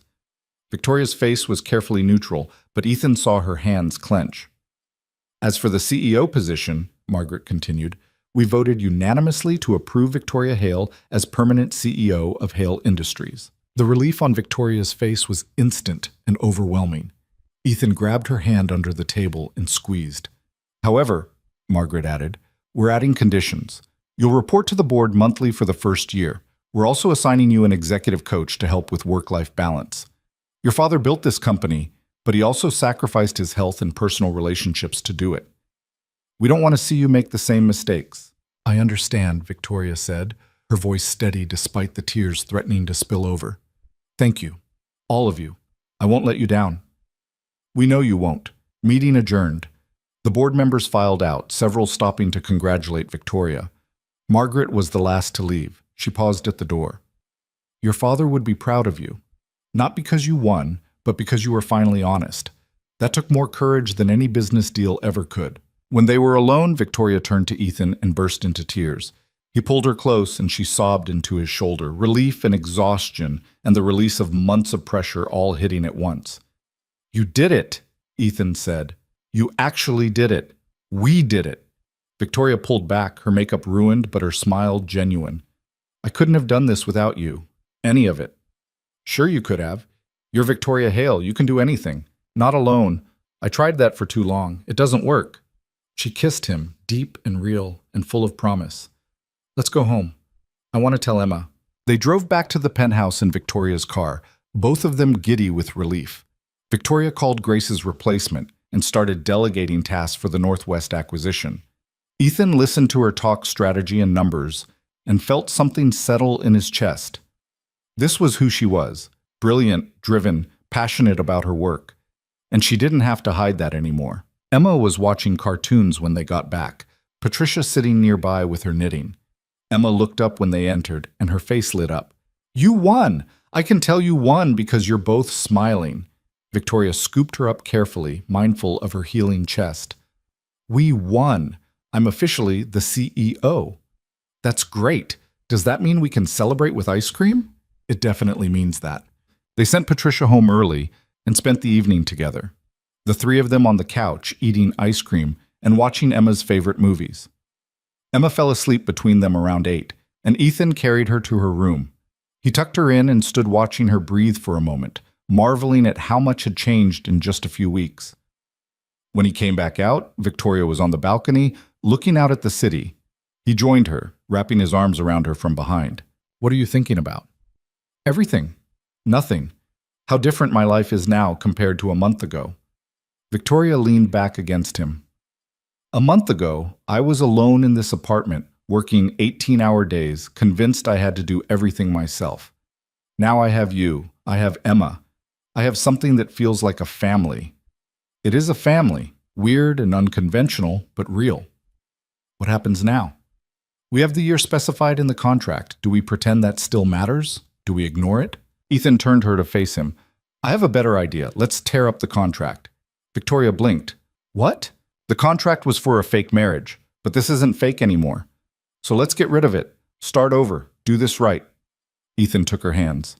I want to date you, Victoria Hale. I want to take you to dinner and learn what your favorite food is. I want to know what you were like as a kid, what you wanted to be before you decided to run a company. I want to figure out who we are together without a contract telling us how to act. What about the money, the terms? Keep it. Give it to charity. I don't care. I'm not here for money anymore. I'm here because I want to be. Victoria's eyes were bright with tears again. You're serious? Completely. So what do you say? Want to go on a date with me? I'm already married to you. Technically, but we skipped all the good parts. Let me do this right. Victoria laughed through her tears. Okay, yes, I'd like that, but I get to plan the second date. Deal. They kissed on the balcony, the city spread out below them, and Ethan felt something he hadn't felt in years. Hope. The bone-deep certainty that everything was going to be okay. The next few weeks were a strange adjustment. Victoria threw herself into the Northwest acquisition with renewed focus, but she also started coming home for dinner every night. She and Ethan went on their first official date, a small Italian restaurant where Victoria admitted she'd never actually learned to cook, and Ethan promised to teach her. Their second date was a charity gala where Victoria introduced Ethan as her husband but also her partner, and the distinction felt important. Emma recovered quickly from surgery. Within 3 weeks, she was running around the penthouse with more energy than Ethan had ever seen. Dr. Chen declared her healing ahead of schedule and cleared her for normal activities. The first time Emma ran a full lap around the park without getting winded, she cried happy tears, and so did Ethan.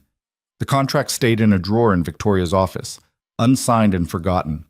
They'd started something new, something built on choice rather than obligation. One Saturday morning, Ethan woke to find Victoria's side of the bed empty. He found her in Emma's room, sitting on the window seat watching Emma sleep. There were tears on her face. What's wrong? Nothing. Everything's right, actually. That's the problem. Victoria wiped her eyes. I keep waiting for something to go wrong, for this to fall apart. I'm not used to things working out. Ethan sat beside her. What if they just do? What if we're allowed to be happy without waiting for the other shoe to drop? I don't know how to do that.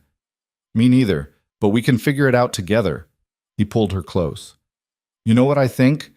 I think you've been protecting yourself for so long that you forgot what it feels like to let someone in, to trust that they'll stay. What if you don't? Stay, I mean. What if you wake up one day and realize this was a mistake? Then we'll deal with it. But Victoria, I'm not going anywhere. Not because a contract says I have to be here, because I want to be here. Because you're infuriating and brilliant and you cry at nature documentaries when you think no one's watching. Because Emma loves you and I'm falling harder for you every day. Victoria kissed him, soft and slow. I love you. I should have said it before, but I was scared. I'm still scared, but I love you anyway. I love you too. Even though you're terrible at delegating and you work too much and you still haven't learned how to work the coffee maker. I know how to work the coffee maker. I just like when you make it. Liar. They laughed together, quiet in the early morning light, and Emma stirred in her bed. Are you guys being mushy again? She asked without opening her eyes. Definitely not, Ethan said. You're bad liars. Emma sat up, rubbing her eyes. Can we have pancakes? Sure, kiddo. The fancy ones with the blueberries? Yeah, and Victoria has to help make them. I don't know how to make pancakes. Then Daddy will teach you. That's what families do, teach each other stuff. Victoria met Ethan's eyes over Emma's head, and he saw his own wonder reflected back. This was their family, broken pieces that had somehow fit together into something whole. 6 months later, the Northwest Tech acquisition was finalized. Hale Industries became the largest tech conglomerate on the West Coast, and Victoria was featured on the cover of 3 major business magazines. The articles called her a visionary, a powerhouse, a CEO to watch. But Ethan's favorite photo was the one they didn't publish. Victoria at home in sweatpants, helping Emma with a science project, her hair pulled back and her face makeup free. The board never asked about the marriage again. Whatever doubts they'd had were erased by Victoria's performance and her obvious commitment to building something lasting. Marcus Webb disappeared from the industry entirely. Last Ethan heard, he'd moved to Europe and was consulting for a tech startup. Grace sent Victoria a letter apologizing for the betrayal, but Victoria never responded. Some bridges, once burned, stayed that way. On their 1-year anniversary, the date of their City Hall wedding, not the contract signing, Ethan took Victoria back to that little Italian restaurant. Over pasta and wine, he pulled out a small box. What's this? Victoria asked. Open it. Inside was a simple gold band, nothing like the expensive engagement ring she'd bought herself for appearances. This one was understated, classic, with a small inscription inside. For real this time. Ethan, I know we're already married, but that was for contracts and board members and business deals. This is for us. He took her hand. Victoria Hale, will you marry me again? For real this time? No contracts, no conditions, just us choosing each other every day? Victoria was crying, which she'd been doing a lot more of lately. Happy tears, usually. Yes, 1,000 times yes. They had a second wedding 3 months later. Small ceremony, just Emma and Patricia and a few close friends. No board members, no photographers, no performance. Just 2 people who'd found each other in the strangest way possible, promising to keep choosing each other. Emma was the flower girl and took her job very seriously. She scattered petals with intense concentration and cried during the vows, which made everyone else cry too. At the reception, which was really just dinner at the penthouse with people they loved, Emma pulled Ethan aside. I have a question. Shoot. Since you and Victoria are married for real now, does that mean she's definitely my mom? Like, forever? Ethan's throat tightened. Do you want her to be? Yeah, I know I had a mom before, and I still love her. But Victoria's my mom now too. Is that okay? That's more than okay, Em. That's perfect. Emma nodded seriously. Then she went to Victoria and asked if they could talk. Ethan watched from across the room as Emma said something that made Victoria's face crumple. She hugged Emma tight, and when they broke apart, Emma was wearing a necklace Victoria had been wearing earlier, a simple gold pendant that had belonged to Victoria's mother. Later, when the guests had left and Emma was asleep, Ethan found Victoria on the balcony again. It had become their spot, the place where they had their most honest conversations. Emma asked if she could call me Mom, Victoria said. I told her she didn't have to, that Victoria was fine, but she insisted, said she'd been thinking about it for a while. How do you feel about that? Terrified, honored, like I've been given this incredible gift I'm not sure I deserve. Victoria leaned against the railing. I never thought I'd be a mother. Never thought I'd be good at it. But Emma makes it easy. You're better at it than you think. You're patient with her homework. You remember which vegetables she hates. You let her stay up late on weekends watching those terrible dance competition shows. Those shows are not terrible. They're very entertaining. You're watching them without her now. I've seen you. Victoria laughed.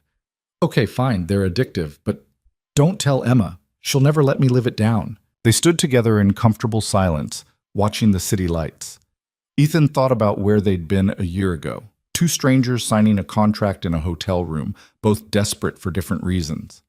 He thought about all the moments that had brought them here. Emma's surgery, the board meeting, the small daily choices to be honest and vulnerable and present. Do you ever regret it? Victoria asked. Taking that deal, marrying me for money? Every day. She pulled back, hurt flashing across her face. Because I wish I'd met you differently, Ethan continued. I wish our story started with something normal. A coffee shop meet cute, or a mutual friend introduction. I wish we hadn't needed contracts and board meetings and corporate espionage to figure out we belong together. He pulled her close again. But I don't regret where we ended up, not for a second. We did take the scenic route. The very scenic route. But we got here eventually. Victoria kissed him, and Ethan tasted salt from her tears. Thank you, she whispered, for seeing me, the real me, under all the armor and Ice Queen routine, for not running when things got complicated. Thank you for letting me in, for trusting me with Emma, for being brave enough to admit you were scared. We're good at this now, the honesty thing. We're getting better at it, still working on the coffee maker situation, though. I'm never learning that coffee maker. It has too many buttons. It has 3 buttons. That's too many. They laughed together, and somewhere in the penthouse, Emma called out for water. Ethan went to get it, and when he came back, Victoria was still on the balcony, but she was smiling. What? He asked. I was just thinking about that boy, the one who saved me when I was 8, how he stayed between me and those bullies even though he was outnumbered, how he gave me his jacket and walked me home. Victoria turned to face him. I spent 20 years looking for that kindness again, and then I found it, found you. Even if you don't remember being him. I wish I did remember. I wish I could tell you what I was thinking that day. I know what you were thinking, same thing you're always thinking. How to help, how to fix things, how to protect the people who need it. Victoria took his hand. You haven't changed. You're still that boy, just taller, and with more responsibilities, and a daughter who has you wrapped around her finger. Emma does not have me wrapped around her finger. She asked for a puppy yesterday, and you said you'd think about it. Thinking about it is not the same as saying yes. We're getting a puppy, aren't we? Probably, but a small one, and Emma has to take care of it. Victoria kissed his cheek. We're getting a big one, and we both know you'll end up doing all the work. She was right, of course. 3 weeks later, they adopted a golden retriever puppy that Emma named Princess Butterscotch. And Ethan was the one who got up for midnight potty breaks and cleaned up accidents and taught the dog to sit. But watching Emma play with Princess Butterscotch in the park, running without getting winded, laughing with the pure joy of a healthy kid, Ethan couldn't bring himself to complain. This was his life now. A wife he loved, a daughter who was thriving, a dog who ate his shoes but was too cute to stay mad at. It wasn't the life he'd planned. It was better. Sometimes, late at night when Victoria was working and Emma was asleep and the penthouse was quiet, Ethan would pull out his phone and look at the photo from their second wedding. Victoria in a simple white dress, Emma between them in purple, all 3 of them laughing at something Patricia had said. They looked like a family. They were a family. The contract was still in Victoria's desk drawer. They'd never officially terminated it, but they'd never followed its terms either. It existed in a strange limbo, a reminder of where they'd started and how far they'd come. 1 year turned into 2. Emma started 3rd grade and joined the soccer team, her repaired heart keeping up with everything her body demanded. Victoria's company continued to grow, but she also learned to delegate, to trust her team, to come home at reasonable hours most nights. Ethan went back to school, finally finishing his degree, and started working part-time at a nonprofit that helped single parents navigate the healthcare system. They had fights, because real families fight.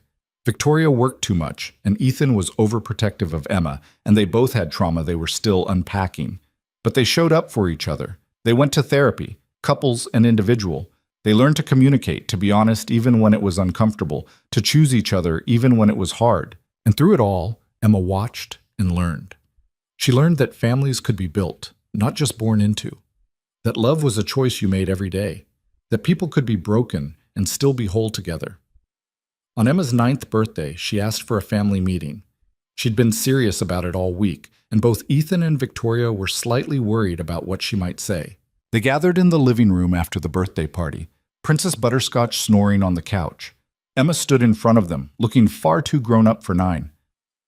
"I want to talk about something important," she announced. "Okay," Ethan said carefully. "What's on your mind?" "I've been thinking about my last name." Emma twisted her hands together. "I'm Emma Cole, but Victoria's last name is Hale. And I was wondering, could I be Emma Hale Cole? With both names? Because you're both my parents, and I want to have both your names." Victoria's eyes filled with tears. Again. She'd become such a crier over the past 2 years, and Ethan loved her for it. "If that's what you want," Victoria said softly, "we can make it happen." "Really?" "Really? I'd be honored to share my name with you." Emma threw her arms around Victoria, then dragged Ethan into the hug too. They stayed like that for a long time, the three of them holding each other, Princess Butterscotch eventually joining the pile because she hated being left out. Later, after Emma was asleep, Ethan found the old contract in Victoria's desk. He read through it one more time, all the clauses about public appearances and financial compensation and the 1-year term. It felt like reading about strangers. He took it to the kitchen, where Victoria was making tea. She'd finally learned to use the electric kettle, though the coffee maker remained beyond her capabilities. "What are you doing with that?" she asked. "I think it's time we got rid of it, officially." Victoria took the contract and read through it, her expression unreadable. Then she walked to the fireplace they never used and turned on the gas. Together? Together. They fed the pages into the flames one by one, watching their fake marriage burn away. When the last page was gone, Victoria turned off the fire and they stood there in the quiet. "No more contract," she said. No more contract, just us." "Just us," Victoria agreed. "And Emma, and Princess Butterscotch, and Patricia, who's basically family at this point, and your brother, who finally started talking to you again. And, okay, so not just us, a whole complicated family situation. The best kind." Ethan pulled her close, and they swayed together in the living room, no music playing, just two people who'd learned to dance together after years of stepping on each other's toes. This was what they'd built. Not a fairy tale or a perfect romance, but something real and messy and absolutely worth fighting for. They'd started as strangers making a desperate deal, but they'd become partners, parents, a family. Sometimes the best things in life come from the worst circumstances. Sometimes you have to lose everything to find what really matters. Sometimes a fake marriage becomes the realest thing you've ever known. And sometimes, if you're very lucky, the boy who saved you when you were 8 grows up to save you again. Not from bullies or board members or corporate espionage, but from the loneliness you didn't even know you were living with. And you get to save him right back, which might be the greatest gift of all. Ethan Cole and Victoria Hale had learned that love wasn't about perfect moments or grand gestures. It was about showing up, being honest, choosing each other again and again, even when it was hard, especially when it was hard. They'd built something lasting out of something temporary, and in the end, that was the only contract that mattered. The unspoken promise to keep choosing each other every single day for as long as they both lived.